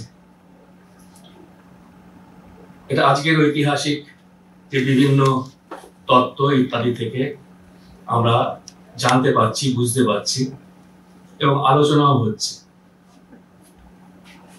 নানাভাবে আলোচনা করেছেন বিভিন্ন ধারার ঐতিহাসিকরা। ঐতিহাসিক রমেশচন্দ্র মজুমদার তিনি খোলাখুলি বলেছেন যে রামমোহন যে পথ নিয়ে এগিয়েছিলেন, যে চিন্তা নিয়ে এগিয়েছিলেন, তা কি আজকে ফলপ্রসূ হয়েছে? বেশ কিছুকাল আগে বলেছিলেন, কয়েক দশক আগে বলেছিলেন, তা ফলপ্রসূ হয়নি। নানাভাবে সেগুলো আলোচনা হয়েছে। তথাপি তিনি ভারত পথিক এবং পথিকৃৎ নানা বিষয়। ভারত পথিক কেন তা নিয়ে এই সংকলন গ্রন্থে আমি দেখলাম অধ্যাপক সুদীন চট্টোপাধ্যায় একটি রচনা আছে। আরো যদি আমরা রবীন্দ্রনাথকে ব্যাখ্যা করে বলতে চাই, আমি সেটুকুই বলে শেষ করব, বেশি বাড়াবো না। তা হলো রামমোহন, রবীন্দ্রনাথ লিখছেন, রামমোহন রায় যখন ভারতবর্ষে জন্মগ্রহণ করেন, তখন এখানে চতুর্দিকে কাল রাত্রির অন্ধকার বিরাজ করিতেছিল, আকাশে মৃত্যু বিচরণ করিতেছিল। মিথ্যা ও মৃত্যুর বিরুদ্ধে তাহাকে সংগ্রাম করিতে হইয়াছিল। মিথ্যা ও মৃত্যু নামক মায়াবী রাজাদের প্রকৃত বল নাই। অমোঘ অস্ত্র নাই, কোথাও তাহাদের দাঁড়াইবার স্থল নাই, কেবল নিশীথের অন্ধকার ও এক প্রকার অনির্দেশ্য বিভীষিকার উপরে তাহাদের সিংহাসন প্রতিষ্ঠিত। আমাদের অজ্ঞান, আমাদের হৃদয়ের দুর্বলতাই তাহাদের বল। অতি বড় ভীরুও প্রভাতের আলোকে প্রেতের নাম শুনলে হাসিতে পারে, কিন্তু অন্ধকার নিশীথিনীতে একটি শুষ্ক পত্রের শব্দ, একটি তৃণের ছায়াও অবসর পাইয়া আমাদের হৃদয়ে নিষ্ঠুর আধিপত্য করিতে থাকে। যথার্থ দস্যু ভয় অপেক্ষা সেই মিথ্যা অনির্দেশ্য ভয়ের শাসন প্রবলতর। অজ্ঞানের মধ্যে মানুষ যেমন নিরুপায়, যেমন অসহায়, এমন আর কোথায়। তখন বঙ্গ সমাজ সেই প্রেতভূমি ছিল, তখন শ্মশান স্থলে প্রাচীন কালের জীবন্ত হিন্দু ধর্মের প্রেত মাত্র রাজত্ব করিতেছিল। তাহার জীবন নাই, অস্তিত্ব নাই, কেবল অনুশাসন ও ভয় আছে মাত্র সেই নিশীথে। শ্মশানে সেই ভয়ের বিপক্ষে মা ভৈ শব্দ উচ্চারণ করিয়া যিনি একাকী অগ্রসর হইয়াছিলেন, তাহার মাহাত্ম্য আমরা আজিকার এই দিনের আলোকে হয়তো ঠিক অনুভব করিতে পারি না। এই হচ্ছে একটা অবস্থা। যখন আরো অন্যান্য পরবর্তীকালের লেখকরা লিখেছেন, আত্মঘাতী বাঙালি গ্রন্থে নীরশ্রী চৌধুরী তার ভূমিকা অংশে লিখেছিলেন, আজ বাঙালি জীবনে যে জিনিসটা প্রকৃতপক্ষেই ভয়াবহ, সেটা এই মৃত্যু যন্ত্রণারও অনুভূতি নাই। আছে হয় পাষাণ হইয়া মুখ বুজিয়া সহ্য করা, অথবা সংজ্ঞাহীন হইয়া প্রাণ মাত্র রাখা। আরেকটা ব্যাপারও আছে, জাতির মৃত্যু শয্যার চারিদিকে ধনগর্ভে উল্লসিত বাঙালি প্রেত ও প্রেতিনীর নৃত্য। এরকম এক ভয়াবহ অর্থনৈতিক পরিবর্তন যে সমাজ জীবনকেও স্পর্শ করেছিল, তা বলাই বাহুল্য। বিপর্যস্ত অর্থনীতির প্রভাবে গ্রাম বাংলার জীবনযাত্রা হয়ে পড়ে শ্রীহীন। এই শ্রীহীনের মধ্যে কিছুটা স্ত্রী ফোটানো যায় কিনা, সেই চেষ্টা করেছিলেন রামমোহন রায়, এবং রবীন্দ্রনাথ তাকে ব্যাখ্যা করেছিলেন তার ওই ভারত পথিক রামমোহন সেই আলোচনাতে, এবং লিখেছিলেন যে ইতিহাস মাত্রেরই সর্বপ্রধান মন্ত্র হচ্ছে সংগচ্ছদং সংগদ্ধং সংবমনা মনাংশী জানতাম। এক হয়ে চলবো, এক হয়ে বলবো, সকলের মনকে এক বলে জানবো।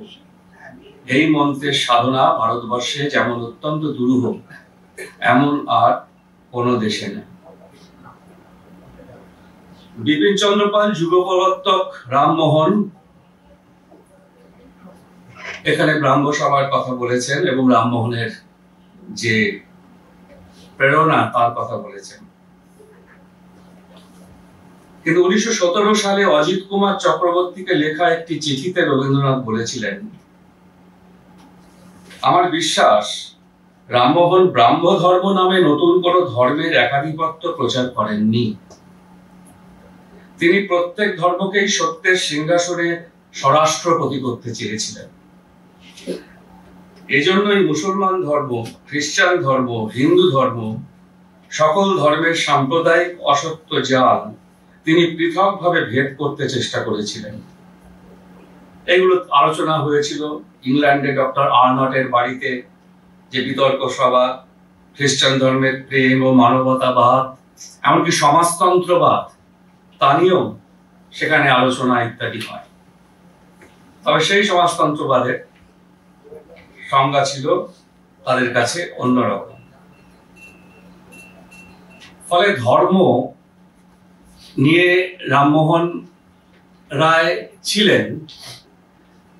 বিদ্যাসাগর মহাশয় যেমন ধর্মের কোনো প্রয়োজন তার হয়নি, ধর্ম সম্পর্কে যিনি উদাসীন থাকতে পারতেন, রামমোহন রায় ধর্ম সম্পর্কে উদাসীন ছিলেন না।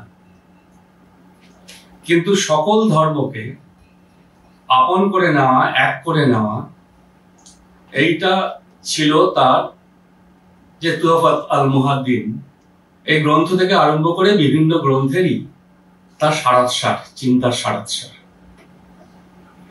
এইটাই আধুনিক ভারতের সূত্রপাত করতে সহায়তা করে বলে মনে হয়। বেশ কিছুকাল আগে 1964 সালে সম্ভবত বিজয় বসুর পরিচালিত একটি চলচ্চিত্র রামমোহন, সেটা রিলিজ করেছিল। তাতে অনেক নাম করা অভিনেতারা ছিলেন। বসন্ত চৌধুরী বড়বেলার রামমোহন হিসেবে অভিনয় করেন, আরো কমলবাবু বা ছায়াদেবী এরা ছিলেন। সেখানে প্রথম যে শুরু করছে চলচ্চিত্রটা, সেটা সঠিকভাবেই পরিচালক বুঝেছেন, দেখেছেন। আমি একবার দেখলাম যে কিভাবে স্ক্রিপ্টটা করেছেন, এবং তাতে রামমোহন অল্প বয়সের কিশোর, তার কানে আজান আসছে, তার কানে মন্দিরের ঘণ্টার ধ্বনি আসছে, রাজেশ্বরী যে মন্দিরের যে পুষ্পাঞ্জলি তার শব্দ আসছে, এবং তিনি সবকিছুকে একত্র করে নিতে চাইছেন, নেওয়ার কথা বলছেন। ফলে এটা একটা সঠিক পদক্ষেপ যেটা ওই চলচ্চিত্রে ব্যক্ত হয়েছিল। তারপরে আরো কি আছে, সবটা ঐতিহাসিক নয় স্বভাবতই। ফলে এইটা হচ্ছে একটা গুরুত্বপূর্ণ দিক। এছাড়া রবীন্দ্রনাথ ভারত পথিকে যে আলোচনাটা করেছেন, তাতে লিখেছেন যে এই ভারত পথিকরা, তাতে তিনি রজ্জবের কথা বলেছেন, তাতে তিনি কবিরের কথা বলেছেন, দাদুর কথা বলেছেন, ভক্তি আন্দোলনের এবং যে সুফি মতবাদের কথা হচ্ছে তাদের কথা বলেছেন, এবং বলেছেন এই ভারত পথিকেরা যে মিলনের কথা বলেছিলেন, সে মিলন মনুষ্যত্বের সাধনায়, ভেদ বুদ্ধির অহংকার থেকে মুক্তি লাভের সাধনায়, রাষ্ট্রীয় প্রয়োজন সাধনায় নয়। এই ঐক্যের পথ যথার্থ ভারতের পথ। এই পথের পথিক আধুনিক কালে রামমোহন রায়। তিনিও প্রয়োজনের দিক থেকে নয়, মানবতার গভীরে যে মিলনের ধর্ম আছে, সেই নিত্য আদর্শের দিক থেকে ভারতের ইতিহাসে শুভবুদ্ধি দ্বারা সংযুক্ত মানুষের এক মহৎ রূপে অন্তরে দেখেছিলেন। ভারতের উদার প্রশস্ত পন্থায় তিনি সকলকেই আহ্বান করেছেন, যে পন্থায় হিন্দু, মুসলমান, খ্রিস্টান সকলেই মিলতে পারে। এই জায়গায় হচ্ছে ভারত পথিকের, যে কেন ভারত পথিক, আমাকে উদ্যোক্তারা বলেছিলেন, শ্রী অনিল দাসও অনুরোধ করেছিলেন, আপনি কেন ভারত পথিক বলা হয় সেইটা বলুন। এখন সেটা আমার বিষয়ে বলার প্রয়োজন পড়ে না, কারণ রবীন্দ্রনাথ নিজেই সেটাকে ব্যাখ্যা করেছিলেন সেইভাবে।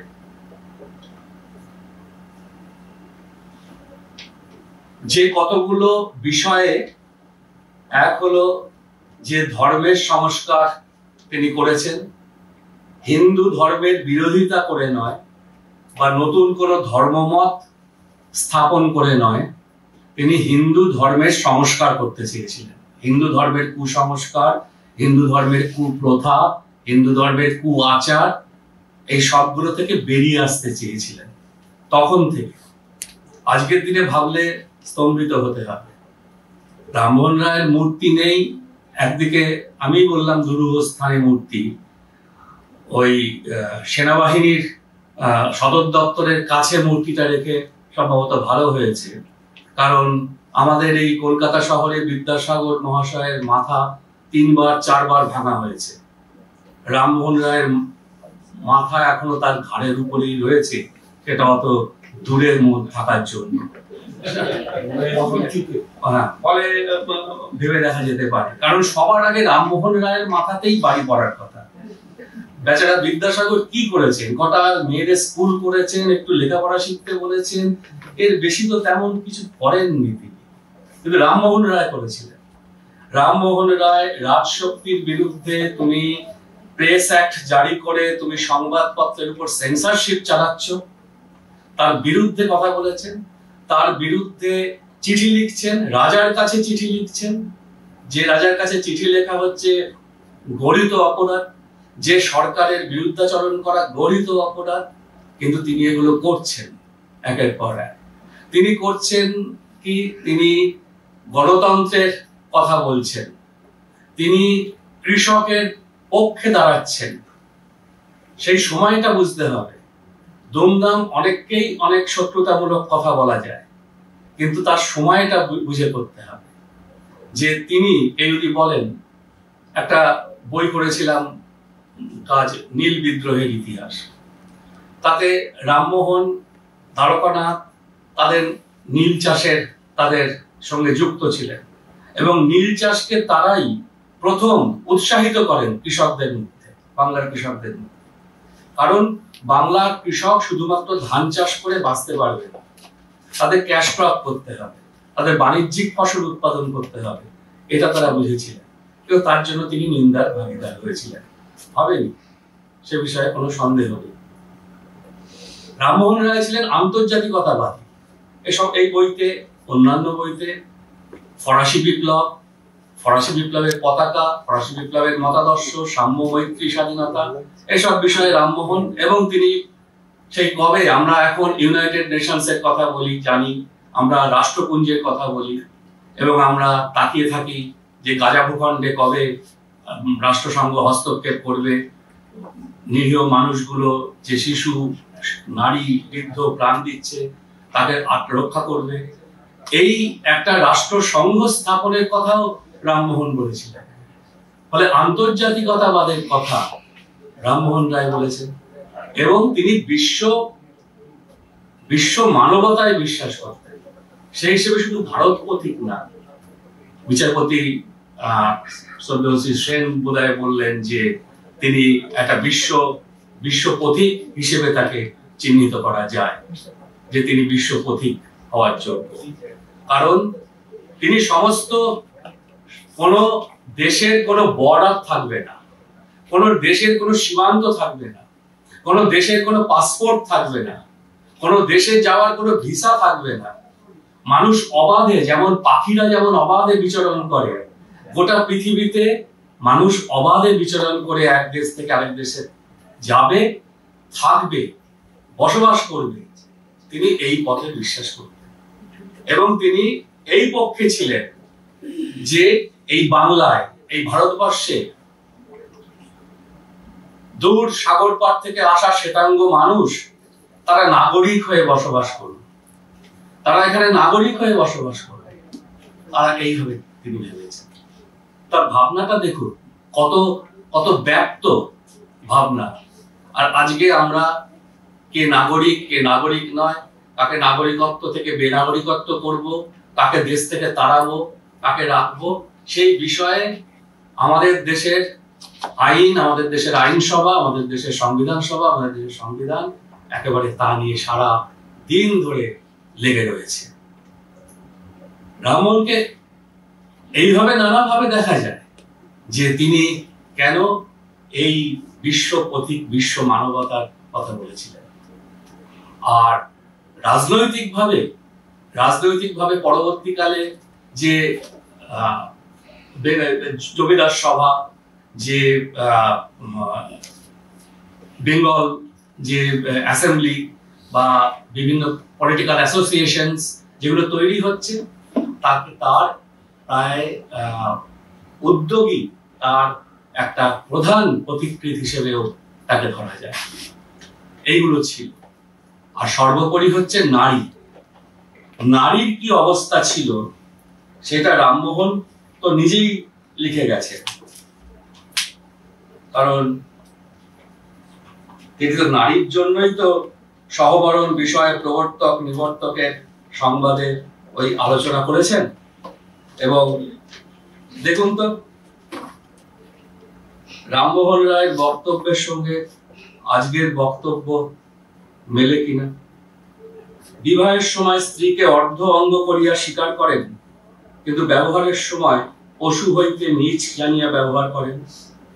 যেহেতু স্বামীর গৃহে প্রায় সকলের প্রতি দাস্য বৃত্তি করেন, অর্থাৎ অতি প্রাতে কি শীতকালে কি বর্ষাতে স্থান মার্জন গৃহলেপনাদি তাবৎ কর্ম করিয়া থাকে, এবং সুপ্রকারের কর্ম বিনা বেতনে দিবসে ও রাত্রিতেও করেন, অর্থাৎ স্বামী শ্বশুর ও শাশুড়ি ও স্বামীর ভ্রাতৃবর্গ আমাত্যবর্গ এ সকলের রন্ধন পরিবেশনাদি আপন নিয়মিত কাজ করে।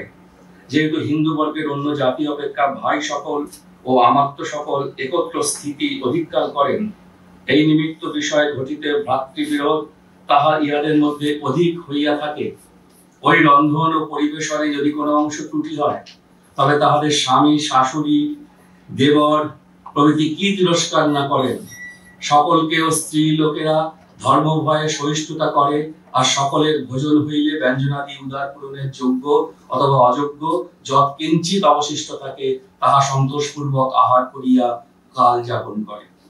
আর অনেক ব্রাহ্মণ কায়স্থ যাদের ধনভাত্তা নাই, তাহাদের স্ত্রী লোক সকল গো সেবাদি কর্ম করেন এবং পাকাদিন নিমিত্ত গোমায়ের ঘষি সহস্তে দেন, বৈকালে পুষ্করিণী অথবা নদী হইতে জলাহরণ করেন, রাত্রিতে শয্যাদি করা যাহা ভৃত্যের কর্ম তাহাও করেন।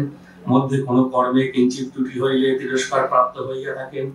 যদ্যপি কদাচিৎ ওই স্বামীর ধনভাত্তা হইল, তবে ওই স্ত্রীর সর্বপ্রকার জ্ঞাতসারে এবং দৃষ্টিগোচরে প্রায় ব্যভিচার দোষে মগ্ন হয়, এবং মাস মধ্যে এক দিবস ও তাহার সহিত আলাপ নাই। স্বামী দরিদ্র যে পর্যন্ত থাকেন তাবৎ নানা প্রকার কায়ক্লেশ পায়, আর দৈবাৎ ধনবান হইলে মানস দুঃখে কাতর হয়। এই সকল দুঃখ ও মনস্তাপ কেবল ধর্মভয়ই তাহারা সহিষ্ণুতা করে।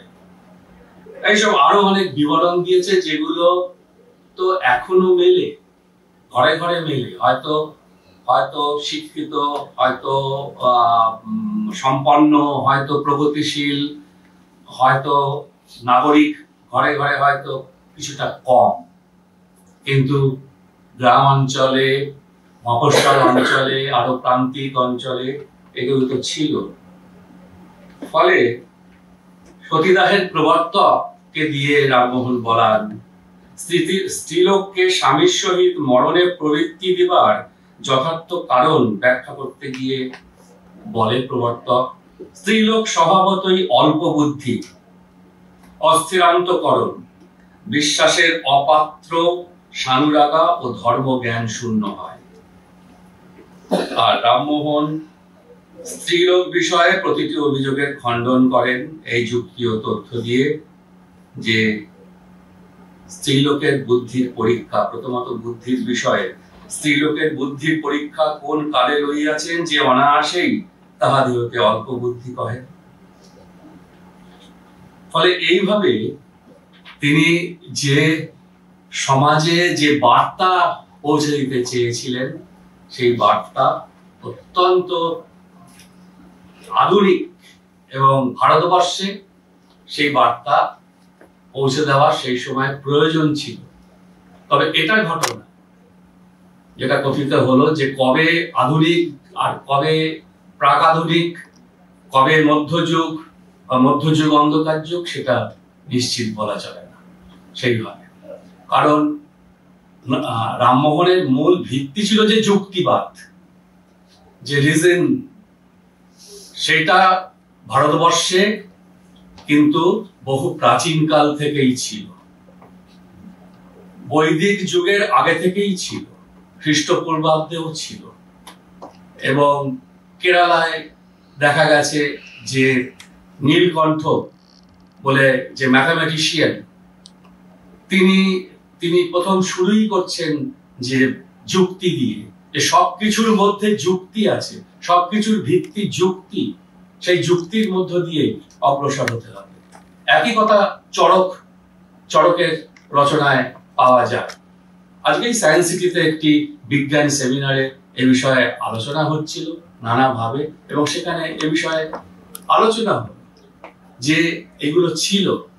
এমনকি পরবর্তীকালে বিজ্ঞানের যে অগ্রগতি, যেটা রামমোহনও যে চুম্বক মণি বা চৌম্বকত্ব বা বিভিন্ন প্রকার গ্রহ নক্ষত্র বিষয়ে তার যে উৎসাহ আগ্রহ, এগুলো যে আমাদের সুলতানি যুগের বা মুসলিম যুগের, যেগুলোকে সচরাচর প্রায় এখন অস্বীকার করার একটা প্রয়াস চলছে, ইতিহাসকে বিকৃত করার চেষ্টা চলছে, কিন্তু সেখান থেকেই এসছিল। হুসেন শাহী রাজত্বকালে যখন পঞ্চদশ শতাব্দী বাংলার, ষোড়শ শতাব্দী, সেই সময় ইলিয়াস শাহী হুসেন শাহী রাজত্বকালে যে একত্রীকরণ, যে সম্মিলন, সেই সম্মিলনের বার্তাও রামমোহনের কাছ থেকে পাওয়া গেছে। ফলে রবীন্দ্রনাথ রামমোহনকে আমাদের জাতির নেতা হিসেবে মনে করতেন, তাকে ভারত পথিক আখ্যাও দিয়েছিলেন। সে শুধু এই জন্য নয় যে রামমোহন বিপুল বিক্রম, সাহস ও শৌর্যের সঙ্গে আচারবাদী সমাজপতিদের মোকাবিলা করেছিলেন, বা এক ঐতিহাসিক চিঠি লিখে এদেশে আধুনিক শিক্ষার সূচনার্থে প্রথম সলতে পাঠিয়েছিলেন। রামমোহনকে রবীন্দ্রনাথ ভারত পথিক বলে উল্লেখ করেছিলেন কারণ তিনি অগৌরবের কালিমায় লিপ্ত স্থবির ভারতবর্ষকে প্রদোষকালের অন্ধকার পেরিয়ে অগ্রগতির রাজপথটি চিনিয়ে দিতে পেরেছিলেন। তাই রামমোহন শুধু রবীন্দ্রনাথের জীবনের নায়ক ছিলেন না, রবীন্দ্রনাথের উপর তার প্রভাব অনেক ছিল।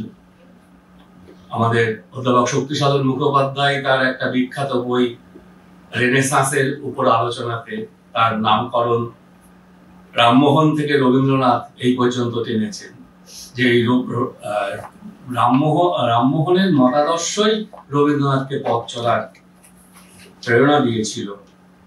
ফলে তিনি আধুনিক ভারতবর্ষের সমস্ত শুভচিন্তক মানুষেরই নায়ক হওয়ার যোগ্য। মাননীয় দেবাশিস চৌধুরী এবং ঠিক বললাম না, রায় চৌধুরী এবং তার সুযোগ্যা কন্যা রোহিণী কি সুন্দরভাবে পরিবেশন করলেন, বললেন ওই কথাটাই শেষ পর্যন্ত, যেটা থাকবে, যেটা চলবে, যে অসতৌমা সদ্গময় তামসৌমা জ্যোতির্গময় মৃত্যুমা মৃতাঙ্গময়। রামমোহনের চর্চা চলুক, এবং আমরা আশা করি আবার 250 বছর পরে আবার মিলিত হব এখানে, সেখানে হয়তো আরেকটুখানি এগোবো, তারপরে আবার 250 বছর পর।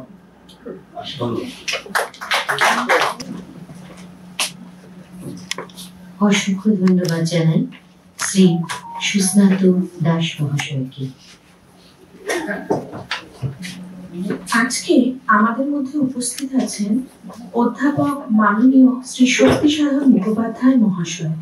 ওনাকে কিছু বলার জন্য অনুরোধ জানাচ্ছি। নমস্কার। সাধারণ ব্রাহ্ম সমাজের উদ্যোগে সারা বছর ধরে রামমোহনের 250 বছর স্মরণ করার যে বিভিন্ন ধরনের আলোচনা চক্র, সঙ্গীতানুষ্ঠান এগুলি চলেছে, তার অনেকখানি আমি এরকম ভাবে বলি যে বলা মানে হচ্ছে কচু পাতায় বৃষ্টিপাত, অর্থাৎ সে আর থাকে না। অক্ষর দিয়ে যদি কাগজে সেটাকে লিপিবদ্ধ করে রাখা যায়, তাহলে তার আয়ু যে এখানে উপস্থিত নেই এবং যে এখনো জন্মগ্রহণ করেনি, তাদের সকলের জন্য সেটাকে ধরা থাকে। সেই গ্রন্থের অর্থাৎ 250 বছরের যে স্মারক গ্রন্থ রামমোহন রায়কে নিয়ে, সেইটি সাধারণ ব্রাহ্ম সমাজ যে আমাদের সামনে উপস্থাপিত করতে পারলেন, তাতে দায়িত্ব আমার ছিল। আসল কাজটা সাধারণ ব্রাহ্ম সমাজের সঙ্গে যারা পরিচালনায় আছেন, প্রকাশনা বিভাগের বিশ্বজিৎ রায়, অর্ণব, অমিত বাবু বা অন্যান্যরা, তারাই সব করেছেন। আমি বরং ইতিবাচক যে ক্রিয়া, অর্থাৎ হ্যাঁ চেয়ে নাই বোধহয় বেশি করেছি, যে এটা করা যাবে না বা এটা বাদ দিতে হবে, এই না দিয়েই আমার সম্পাদনা। যাই হোক না কেন, আমি বইটা দেখে খুবই আমার ভালো লেগেছে। পরে দেখবো যে কি অবস্থা বানিয়েছে শেষ পর্যন্ত। সেই গ্রন্থের আবরণ উন্মোচন উপলক্ষে আজকে যে অনুষ্ঠান এই বাংলা একাডেমির জীবনানন্দ সভাগৃহে হচ্ছে তাতে আপনারা যারা উপস্থিত হয়েছে তাদের স্বাগত জানিয়েছেন অমিত দাস মহাশয়। শুরু হয়েছে সুন্দরভাবে উদ্বোধনী সঙ্গীত দিয়ে, তারপরে শ্যামল কুমার সেন তিনি বলেছেন রামমোহন রায় সম্পর্কে তার মতো করে খুব সহজ এবং সরলভাবে।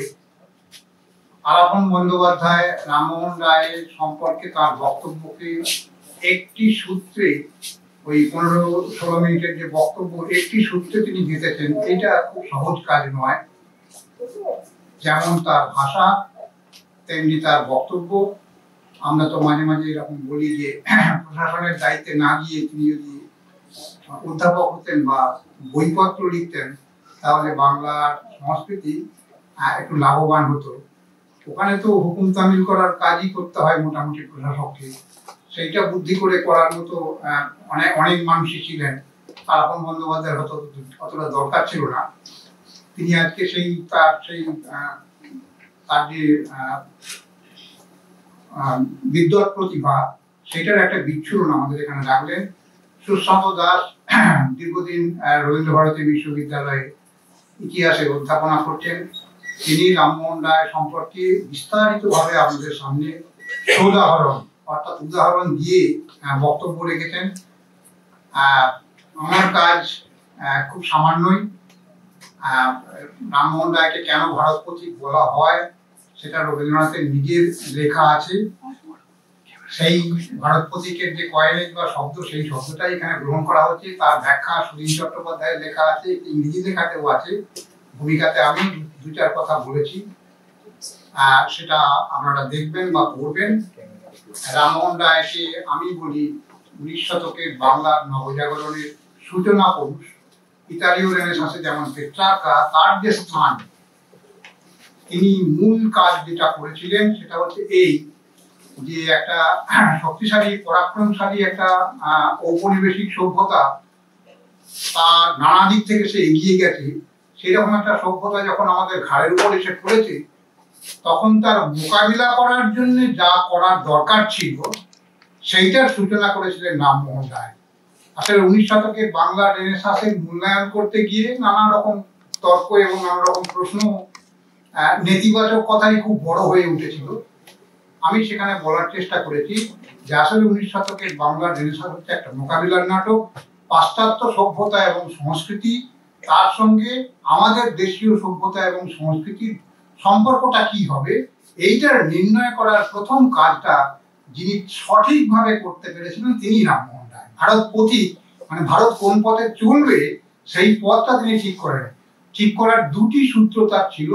সেটা হচ্ছে প্রাচীন ভারতীয় ঐতিহ্যে বা প্রাচ্যের যে বিদ্যা চর্চার যে ঐতিহ্য, সেই ঐতিহ্যে ইতিবাচক দিক নেওয়ার মতো কি আছে সেটাকে তিনি পুনরুদ্ধার করলেন, revival of our ancient learning. আর একটা হচ্ছে অ্যাকসেপ্টেন্স অফ ওয়েস্টার্ন লার্নিং। সেই সময়ে সমস্যা হয়েছিল এই, একদল বলছিলেন যে পাশ্চাত্যের যা কিছু সেটাকে আমাদের একেবারে অগ্নিবুভুক্ষু পতঙ্গের মতো আমাদের সেখানে ঝাঁপিয়ে পড়তে হবে। আর একদল বলছিলেন যে না, কিচ্ছু নেওয়া যাবে না, আমাদের যা কিছু আছে সতীদাহ ভালো, সব যা কিছু আছে সেটাকে আঁকড়ে ধরে থাকতে হবে। মরে যাওয়া মানুষকে আঁকড়ে ধরে থাকার মতো যে অবস্থা ভারতীয় সমাজের, তারা সেটা চাইছিল। রামমোহন রায় দেখালেন যে পাশ্চাত্যের যা কিছু ভালো জ্ঞান, বিদ্যা, ওয়েস্টার্ন লার্নিং, ইউরোপিয়ান লার্নিং, সেটাকে আমাদের গ্রহণ করতে হবে। এই যে গ্রহণ, পরিগ্রহণ এবং এই পুনরুদ্ধার, ভারতীয় সংস্কৃতির মূল সূত্রগুলিকে তিনি উদ্ধার করলেন। আর আধুনিক ইউরোপীয় সভ্যতার আলোকিত দিকগুলিকে তিনি পরিগ্রহণ করলেন। এটা হচ্ছে, আমি এরকম উদাহরণ দিয়ে বলি যে একটা কাপড় যখন বোনা হয় তখন দুদিকে সুতোটা রাখতে হয়, একটা টানা এবং ধরনের। এই দুরকম সুতো, প্রাচ্য জ্ঞান, প্রাচীন জ্ঞান এবং আধুনিক ইউরোপীয় জ্ঞান, এই 2 সূত্র দিয়ে আমাদের আধুনিক ভারতীয় সভ্যতা লজ্জাবস্ত্র তৈরি হয়েছিল, সেটা রামমোহন রায় প্রথম করেছিলেন। এইটাই হচ্ছে ভারত পথিক রামমোহন রায় হিসেবে তার মৌলিক দাবি। এর নিয়ে অনেক ব্যাখ্যা চলতে পারে, সেটা নানান বই আছে, নানান গ্রন্থ আছে। আমাদের এই গ্রন্থেও সেই উপাদান আছে। আপনারা এই গ্রন্থটি পড়বেন। সাধারণ ব্রাহ্ম সমাজকে, যারা এই গ্রন্থের নির্মাতা তারা তাদের অসংখ্য ধন্যবাদ।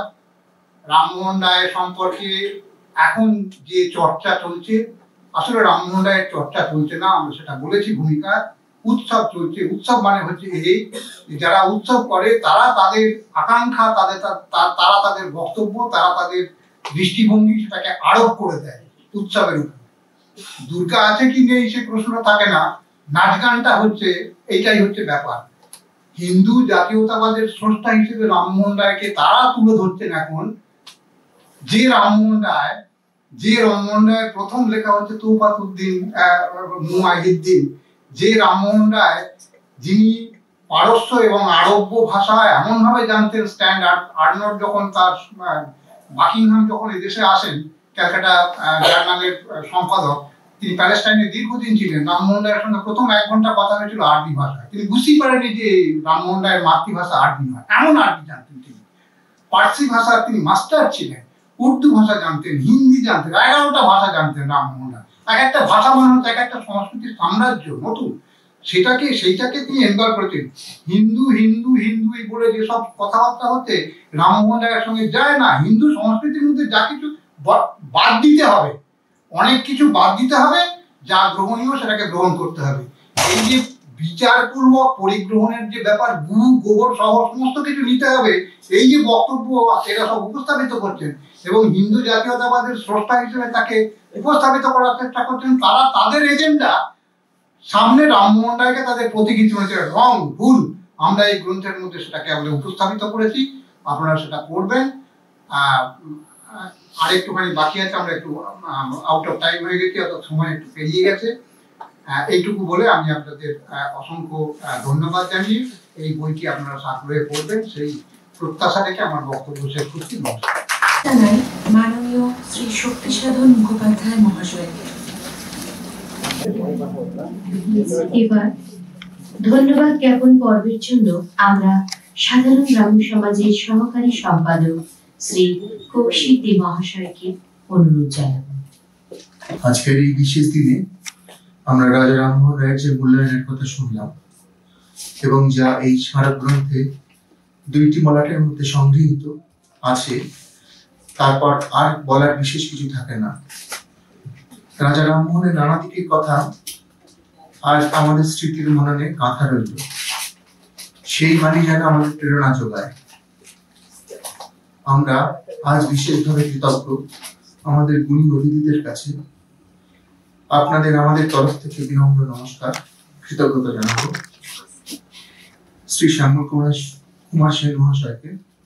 আপনার কাছ থেকে রামমোহনকে নিয়ে এত সুন্দর মূল্যায়ন, যা আমরা আজকে বিশেষভাবে ঋদ্ধ করলো। কৃতজ্ঞতা জানাবো শ্রী আলাপন বন্দ্যোপাধ্যায় মহাশয়কে। তার শত কর্মব্যস্ততার মধ্যেও তিনি যে আমাদের পাশে এসে দাঁড়িয়েছেন ও আমাদের প্রেরণা জুগিয়েছেন, এর জন্য ওনাকে আমাদের আন্তরিক কৃতজ্ঞতা নমস্কার। রামমোহনের উপর তার গুরুত্বপূর্ণ মূল্যায়ন আমাদের আজ বিশেষভাবে ঋদ্ধ করেছে, সমৃদ্ধ করেছে। ধন্যবাদ জানাবো অধ্যাপক সুস্নাত দাস মহাশয়কে।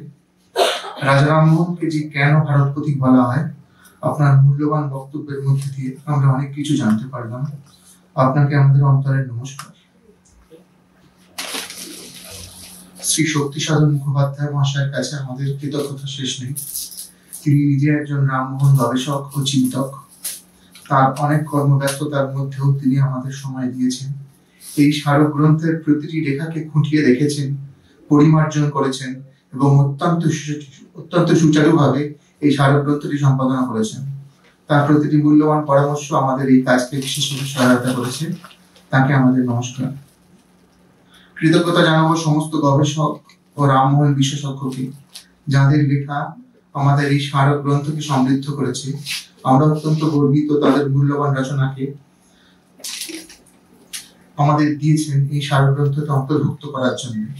আমরা নমস্কার জানাবো শ্রী সুদীপ চট্টোপাধ্যায়কে, শ্রী সৌমিত্র শ্রীমাণীকে, শ্রী অমল শঙ্কর বন্দ্যোপাধ্যায়কে, শ্রী অমিত দাসকে, শ্রী অর্ণব নাগকে, শ্রী নিখিলেশ গুহকে, শ্রী শ্যামল কুমার সেনগুপ্ত মহাশয়কে, শ্রী অরিন্দ্রজিৎ সাহাকে, শ্রী স্বপন কুমার ব্রহ্মকে, শ্রী প্রীতম গোস্বামীকে, শ্রীমতী কারলা কন্ট্রাক্টরকে, শ্রী সুব্রত মুখোপাধ্যায়কে, শ্রী অরুণ বন্দ্যোপাধ্যায়কে, শ্রী রমিত বাগচিকে ও শ্রী রুদ্রাংশু মুখোপাধ্যায়কে। এছাড়াও আমরা বেশ কিছু রামমোহনের উপর বহুমূল্য পুরাতনী লেখার পুনর্মাত্রণ করেছি এই স্মারক গ্রন্থে। বিশেষ ধন্যবাদ জানাবো এই স্মারক গ্রন্থের সম্পাদকীয় বিভাগকে। কয়েক মাস ধরে এনারা এই স্মারক গ্রন্থটির প্রকাশের পিছনে অক্লান্ত পরিশ্রম করে চলেছিলেন। আজকে বিশেষভাবে ধন্যবাদ দেবো শ্রী সুব্রত কুমার দত্তকে, শ্রী বিশ্বজিৎ রায়কে, শ্রী অমিত দাসকে এবং শ্রী অর্ণব নাগকে। শুধু তো লেখকদের জন্য লেখা না সংগ্রহ করা নয়, প্রকাশনার যাবতীয় দায়িত্ব, প্রুফ রিডিং, বইটির ডিজাইন, সমস্ত খুঁটিনাটির উপরে তারা সব সময় নজর দিয়ে গেছেন। এই সর্বাঙ্গ সুন্দর অনুষ্ঠানটির স্মারক গ্রন্থটি তারই ফসল। ধন্যবাদ জানাবো শ্রী তপন কুমার ঘোষকে তার অক্ষর বিন্যাস ও মুদ্রণের জন্য। ধন্যবাদ জানাই গ্রন্থটির পরিবেশক অক্ষর প্রকাশনীকে। আমাদের ধন্যবাদ শ্রী গৌতম চট্টোপাধ্যায়কে এই স্মারক গ্রন্থটির প্রচ্ছদটির জন্য। ধন্যবাদ জানাবো শ্রীমতী আত্রেয়ী পালকে সমস্ত উত্তরীয়গুলিকে এত সুন্দরভাবে তৈরি করার জন্য। ধন্যবাদ জানাবো শ্রী অনিল ঘোষ মহাশয়কে এই স্মারক গ্রন্থের প্রুফ সংশোধনের সহায়তা করার জন্য। আমাদের বিশেষ কৃতজ্ঞতা সাধারণ ব্রাহ্ম সমাজের কার্যনির্বাহী সমিতিকে তাদের সর্বত সাহায্যের জন্য। ধন্যবাদ শ্রী দেবাশিস রায়চৌধুরী ও শ্রীমতী রোহিণী রায়চৌধুরীকে। ধন্যবাদ, আমাদের বিশেষ কৃতজ্ঞতা ও ধন্যবাদ জীবনানন্দ সভাগৃহ পশ্চিমবঙ্গ বাংলা একাডেমিকে। তাদের সক্রিয় সহযোগিতা না পেলে আমরা এই সুন্দর অনুষ্ঠান করতে পারতাম না। সচিব শ্রী বাসুদেব ঘোষ ভট্টাচার্যকে আমাদের আন্তরিক কৃতজ্ঞতা ও নমস্কার। আর সবচেয়ে বড় ধন্যবাদ আপনাদের সকল সুধীবৃন্দকে। আপনাদের উপস্থিতি আমাদের এই অনুষ্ঠানকে সার্থক করে তুলেছে।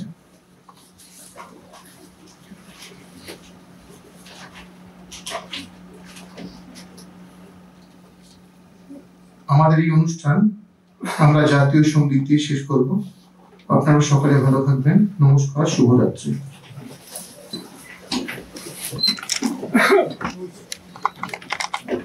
জনগণ মন অধিনায়ক জয় হে ভারত ভাগ্য বিধাতা।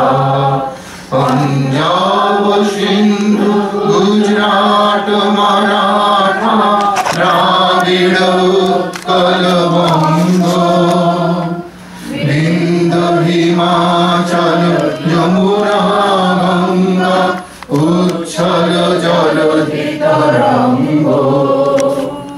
তব শুভ নামে জাগে তব শুভ আশিস মাগে। গাহে তব জয় গাথা জনগণ মঙ্গলদায়ক জয় হে ভারত ভাগ্য বিধাতা।